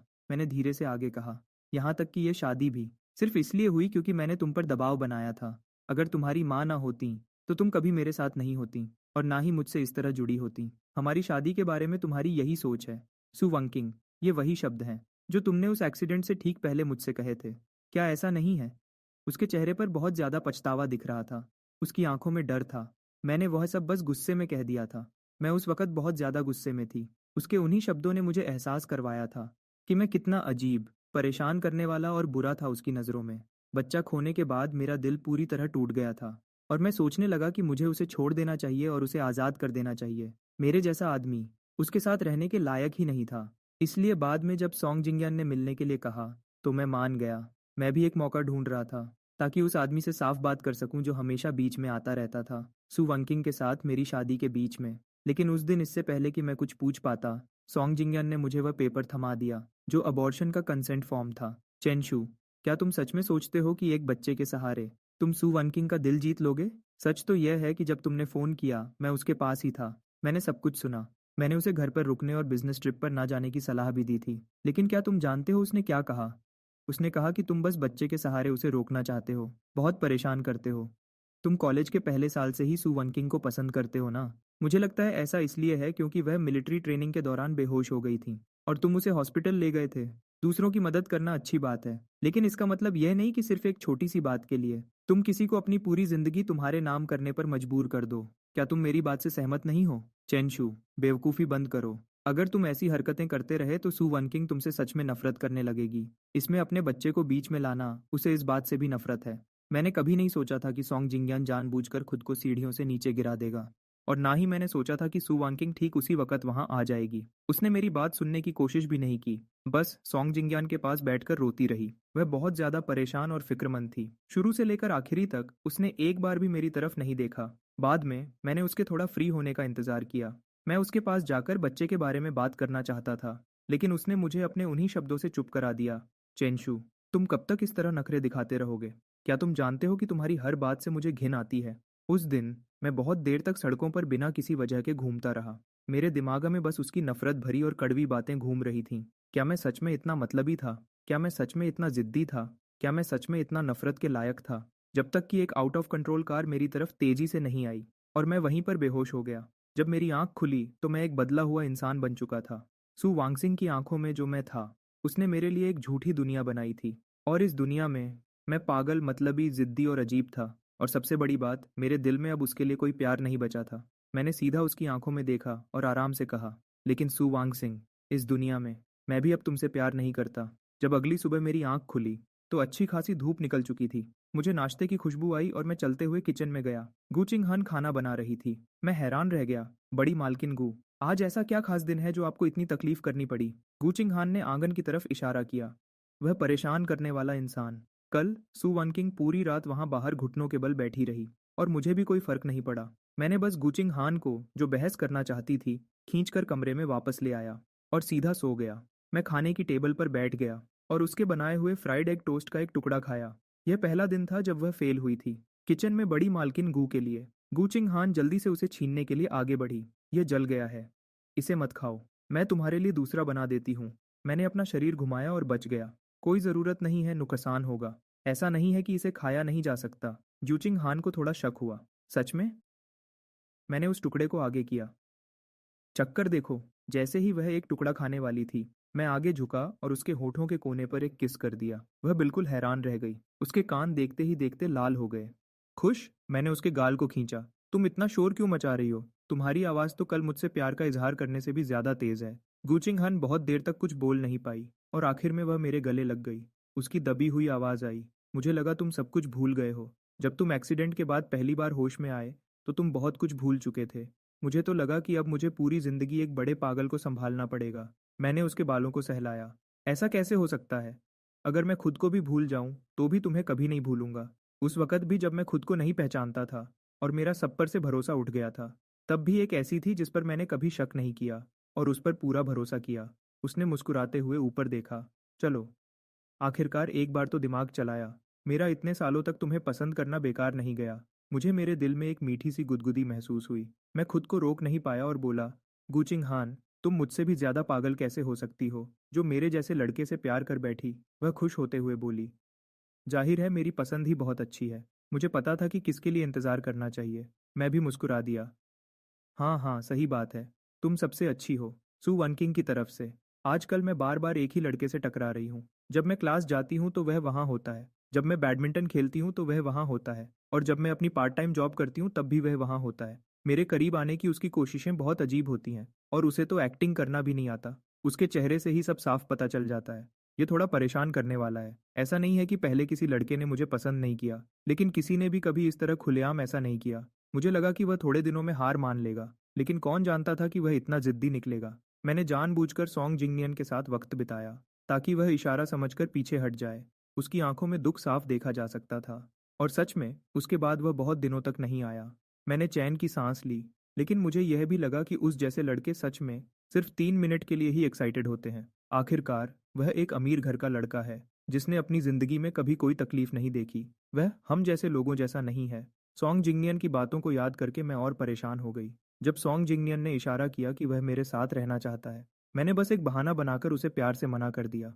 मेरे पास डेट करने का न तो वक्त है और न ही एनर्जी। मुझे अभी भी अपने माँ बाप का ख्याल रखना है और अपने घर को चलाना है। खुशकिस्मती से सॉन्ग जिंगनियन हमेशा मेरी बात समझता था। मेरी परेशानियों को जानने के बाद उसने कभी इस बारे में बात नहीं की और इसके बदले उसने दिल से मेरी मदद की। लेकिन अचानक एक मुसीबत आ गई। मेरी माँ की तबीयत बहुत खराब हो गई और हमें इलाज के खर्चे के लिए बहुत सारे पैसों की ज़रूरत थी। जब मुझे लगा कि अब सारे रास्ते बंद हो चुके हैं, तभी वह आदमी वापस आया। तुम्हें क्या चाहिए? उसने बिना कुछ बोले अपना सिर हिला दिया। मैं अंदर ही अंदर हंसी। मुझे नहीं पता था कि मैं उस पर हंस रही हूँ या खुद पर। तो फिर चलो हम साथ रहते हैं, मैंने खुद को यह कहते हुए सुना। मुझे पता था कि उसे क्या चाहिए, फिर भी वह जानबूझकर नाटक कर रहा था। लेकिन मेरे पास कोई और रास्ता नहीं था। मुझे पैसे चाहिए थे, इसलिए मेरे पास खुद को बेचने के अलावा कोई चारा नहीं था। उसके अपने घर वालों के साथ रिश्ते अच्छे नहीं थे, इसलिए वह हमेशा मेरे साथ चिपका रहना चाहता था। लेकिन मैं बहुत बिजी रहती थी, मेरे पास बिल्कुल वक्त नहीं था। धीरे धीरे उसका मेरे पास आना कम हो गया। मुझे लगा कि आखिरकार उसे समझ आ गया है। लेकिन किसे पता था कि मैं सॉन्गजिंग नियन के लिए परेशानी खड़ी करने जाऊंगी। मैंने उसे कुछ बार डांटा भी, लेकिन उसने कभी अपनी गलती नहीं मानी और हमारी बात हमेशा झगड़े पर ही खत्म होती थी। उसके बाद वह आखिरकार शांत हो गया और मैंने चैन की सांस ली। लेकिन फिर मैंने उसे नर्सिंग होम में बातें करते हुए देखा, किसी और के साथ। और वह गूचिंग हान थी, उसके बचपन की दोस्त, जिसका खानदान उसके बराबर का था। अगर मैं बीच में न होती तो वह दोनों एक परफेक्ट जोड़ी होते। एक औरत, जिस तरह वह उसे देखता था मैं वह बहुत अच्छे से समझती थी। वह उससे शिकायतें करता और नखरे दिखाता था। वह उसके साथ नोक झोंक और मजाक करता था। 77। फिर भी उसने मेरे साथ कभी ऐसा कुछ नहीं किया। वह ऐसा कैसे कर सकता है? उसने कहा था कि वह मुझे पसंद करता है, लेकिन वह किसी और औरत के साथ था। उसे लगा कि उस दिन मैंने शराब पी रखी थी, लेकिन मुझे पता था कि ऐसा नहीं था।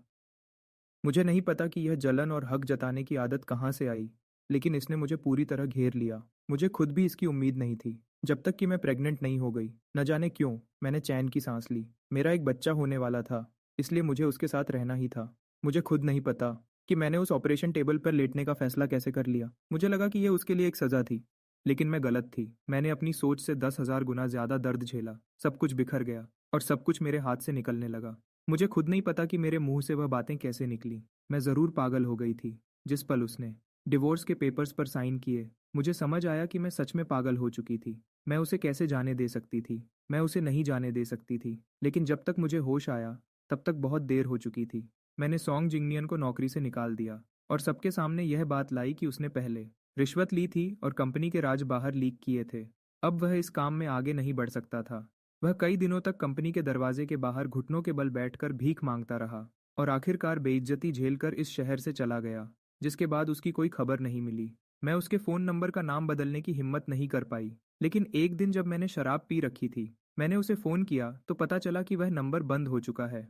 बाद में मैंने सुना कि उसने और गूचिंग हान ने एक बड़ी शादी कर ली है। आखिरकार मुझे एक बात समझ आ गई, मैंने उसे पूरी तरह खो दिया था। बाहर तेज़ बारिश हो रही थी, हवा में नमी थी जो मेरे दिल की गहराई तक उतर रही थी। यह मेरी गलती है, यह सब मेरी ही गलती है। मैंने ही उसे खोया और खुद को भी खो दिया। मुझे माफ़ कर देना। अगले जन्म में मुझसे कभी मत मिलना। 3 साल बाद मेरी मुलाकात सुवन किंग से दोबारा हुई। मेरी माँ मरने वाली है, वह तुमसे मिलना चाहती हैं। अपने सामने खड़ी उस कमज़ोर और थकी हुई औरत को देखकर मैं उसे पहचान ही नहीं पाया। क्या यह सच में वही खूबसूरत और शानदार सुवन किंग थी? सिर्फ 3 साल के छोटे से वक्त में वह 10 साल बड़ी लगने लगी थी। मैंने सुना कि उसे कॉलेज के कई दोस्तों से पूछना पड़ा, सिर्फ मेरा पता लगाने के लिए और मुझे ढूंढने के लिए। मेरा और उसका रिश्ता पूरी तरह खत्म हो चुका था। लेकिन उस कमज़ोर और बीमार बूढ़ी औरत के बारे में सोचकर, जो हॉस्पिटल के बेड पर लेटी हुई थी, मैंने आखिरकार हाँ कह दिया। लेकिन मुझे बाद में कुछ काम है, इसलिए मैं ज़्यादा देर नहीं रुक पाऊंगा। सू वेंकिंग की उदास आंखों में अचानक चमक आ गई। उसे यकीन नहीं हुआ कि मैं इतनी जल्दी मान गया, और एक पल के लिए वह घबरा गई। कोई बात नहीं, मुझे खुशी है कि तुम चलने के लिए तैयार हो। उसके चेहरे पर एक अजीब सी नरमी और घबराहट थी। मैं बहुत शुक्रगुजार हूँ कि तुम चलने के लिए तैयार हो। घर पर एक फ़ोन करने के बाद मैं सू ऑन चिंग के साथ मदर सू से मिलने गया। हैरत की बात थी कि मदर सू किसी नर्सिंग होम में नहीं रह रही थी। आखिरकार गाड़ी एक पुरानी और टूट फूटी अपार्टमेंट बिल्डिंग के सामने रुकी। ओह हाँ, मैंने सुना था कि कुछ साल पहले सू वेनकिंग और सॉन्ग जिंगयान के बीच झगड़ा हो गया था। सॉन्ग जिंगयान ने अपने दिल में दुश्मनी रख ली थी और वह जानबूझकर सुवन किंग की दुश्मन कंपनी में शामिल हो गया। धीरे धीरे उसने सू वन किंग को पूरी तरह बर्बाद कर दिया। उसका कंपनी बंद हो गया। वह कर्जे में पूरी तरह डूब चुकी थी और शायद वह अपने पुराने दोस्तों से भी पैसे मांग रही थी। मुझे नहीं पता कि इसके बाद उसने कैसे गुजारा किया, लेकिन आखिर में उसकी ऐसी हालत हो गई। वह नर्सिंग होम की महंगी फीस नहीं दे सकती थी और उसके पास रहने के लिए कोई अच्छी जगह भी नहीं थी, और वह बड़ी मुश्किल से ऐसी जगह किराए पर लेकर रह रही थी। दरवाजे पर पहुंचकर सू वनकिंग ने अपना हाथ दरवाजे पर रखा, लेकिन वह तुरंत अंदर नहीं गई। उसने एक गहरी सांस ली और फिर दरवाजा खोलकर अंदर चली गई। मदर सू बीमार हालत में बेड पर लेटी हुई थी। वह बहुत कमजोर लग रही थी और बड़ी मुश्किल से सांस ले रही थी। सू वनकिंग ने आवाज दी, माँ। उनकी आवाज़ सुनकर मदर सू ने अपनी आंखें खोली, लेकिन धीरे से अपना मुंह दूसरी तरफ घुमा लिया और फिर से अपनी आंखें बंद कर लीं। सू वनकिंग पास गई और धीरे से बोली, चेंशू आपसे मिलने आया है। मदर सू अचानक कांपने लगी और उन्होंने थोड़ा सा अपना सिर उठाया। आंटी सू, मैंने उन्हें नमस्ते किया। मदर सू की आंखें तुरंत लाल हो गईं और उनके आंसू बहने लगे, जो उनके कमजोर और पतले हाथ पर गिर रहे थे। सू वनकिंग ने जल्दी से उनके आंसू पोंछने की कोशिश की, लेकिन मदर सू ने उसे जोर से पीछे धकेल दिया और कहा, बाहर जाओ, मेरा तुम जैसी कोई बेटी नहीं है। अचानक धक्का लगने से सू वनकिंग जमीन पर गिर गई और उसके चेहरे पर आंसू बहने लगे। मुझे थोड़ा अजीब लगा। मुझे नहीं पता था कि माँ और बेटी का रिश्ता इस मोड़ पर कैसे पहुंच गया। आंटी सू, प्लीज परेशान मत होइए। मदर सू के आंसू और तेजी से बहने लगे। उन्होंने अपना मुंह खोला। उनकी आवाज भारी और रोने जैसी थी। मुझे अब सब पता चल गया है। वन किंग, हम गलत थे। हमारे सू परिवार ने तुम्हारे साथ बहुत बुरा किया। मैं थोड़ी देर के लिए चुप रहा। फिर मैंने अपना सिर हिलाया और कहा, यह सब पुरानी बातें हैं। अब सबकी अपनी अलग जिंदगी है। हमें हमेशा आगे बढ़ना चाहिए। क्या आपको ऐसा नहीं लगता? मैंने अपनी पूरी जिंदगी अच्छे काम किए, फिर भी मुझे ऐसी सजा मिल रही है। मैं इसी सजा के लायक हूँ। चेंशू, तुम एक बहुत अच्छे बच्चे हो। अब यहाँ दोबारा मत आना। अपनी लाल और सूजी हुई आंखों के साथ सू वनकिंग ने मुझे नीचे तक छोड़ने के लिए कहा। कोई ज़रूरत नहीं है, तुम बस अपनी माँ का ख्याल रखो। मैंने अपने फ़ोन पर टाइम देखते हुए कहा। सू वनकिंग ने दुख के साथ मुस्कुराकर कहा, जब से उन्हें पता चला है कि हमारा डिवोर्स हो गया है, उन्होंने मुझे अपना मानना बंद कर दिया है। वह जब भी मुझे देखती हैं गुस्सा हो जाती है। मुझ में बिल्कुल सब्र नहीं था और न ही मुझे यह सब सुनने में कोई दिलचस्पी थी। इसलिए मैंने अपनी कार की चाबी उठाई और जाने के लिए तैयार हो गया। सू वनकिंग थोड़ा हिचकिचाई। वह कुछ कहना चाहती थी लेकिन रुक गई। चेंचू, क्या तुम सच में इतनी जल्दी में हो? क्या तुम खाना खाने के लिए नहीं रुक सकते, या कम से कम एक कप चाय? मैंने हाँ में सिर हिलाया। मैं सच में जल्दी में हूँ। चाओबाओ की स्कूल से छुट्टी हो गई है। मुझे उसे लेने जाना है। अगर मुझे देर हो गई तो उसकी माँ मुझे फिर से कोने में खड़ा कर देगी। सू वनकिंग को ऐसा लगा जैसे उस पर बिजली गिर गई हो। उसका शरीर कांपने लगा और उसका चेहरा बिल्कुल सफ़ेद पड़ गया। मैं तुम्हें बताना भूल गया। चाओबाओ मेरी बेटी है, मैंने मुस्कुराकर कहा। तुम उससे मिली नहीं हो, लेकिन उसकी आंखें बिल्कुल अपनी माँ जैसी हैं और उसका नाक और मुंह बिल्कुल मेरे जैसा है। सू वनकिंग के मुंह से एक शब्द भी नहीं निकला। वह सोफा पर गिर गई। उसने धीरे से अपना चेहरा छुपा लिया और फूट फूट कर रोने लगी। मैं मुड़कर चला गया और जैसे ही दरवाज़ा बंद हुआ, घर के अंदर से रोने की तेज़ आवाज़ आई। मैंने पीछे मुड़कर नहीं देखा और सीधा आगे बढ़ता गया और अपनी गाड़ी तेजी से स्कूल की तरफ ले गया। पापा! एक प्यारी सी छोटी बच्ची दौड़कर मेरी गोद में आ गई। मैंने उसे अपनी गोद में उठा लिया। चलो घर चलते हैं, आज मम्मी ने कुछ बहुत स्वादिष्ट बनाया है। उस छोटी लड़की ने तुरंत अपना नाक सिकोड़ा और मासूम सा चेहरा बनाया। पापा, मुझे आपके हाथ का खाना खाना है। मैंने उसकी नाक खींची। घर चलकर मैं तुम्हारे लिए खाना बनाऊंगा।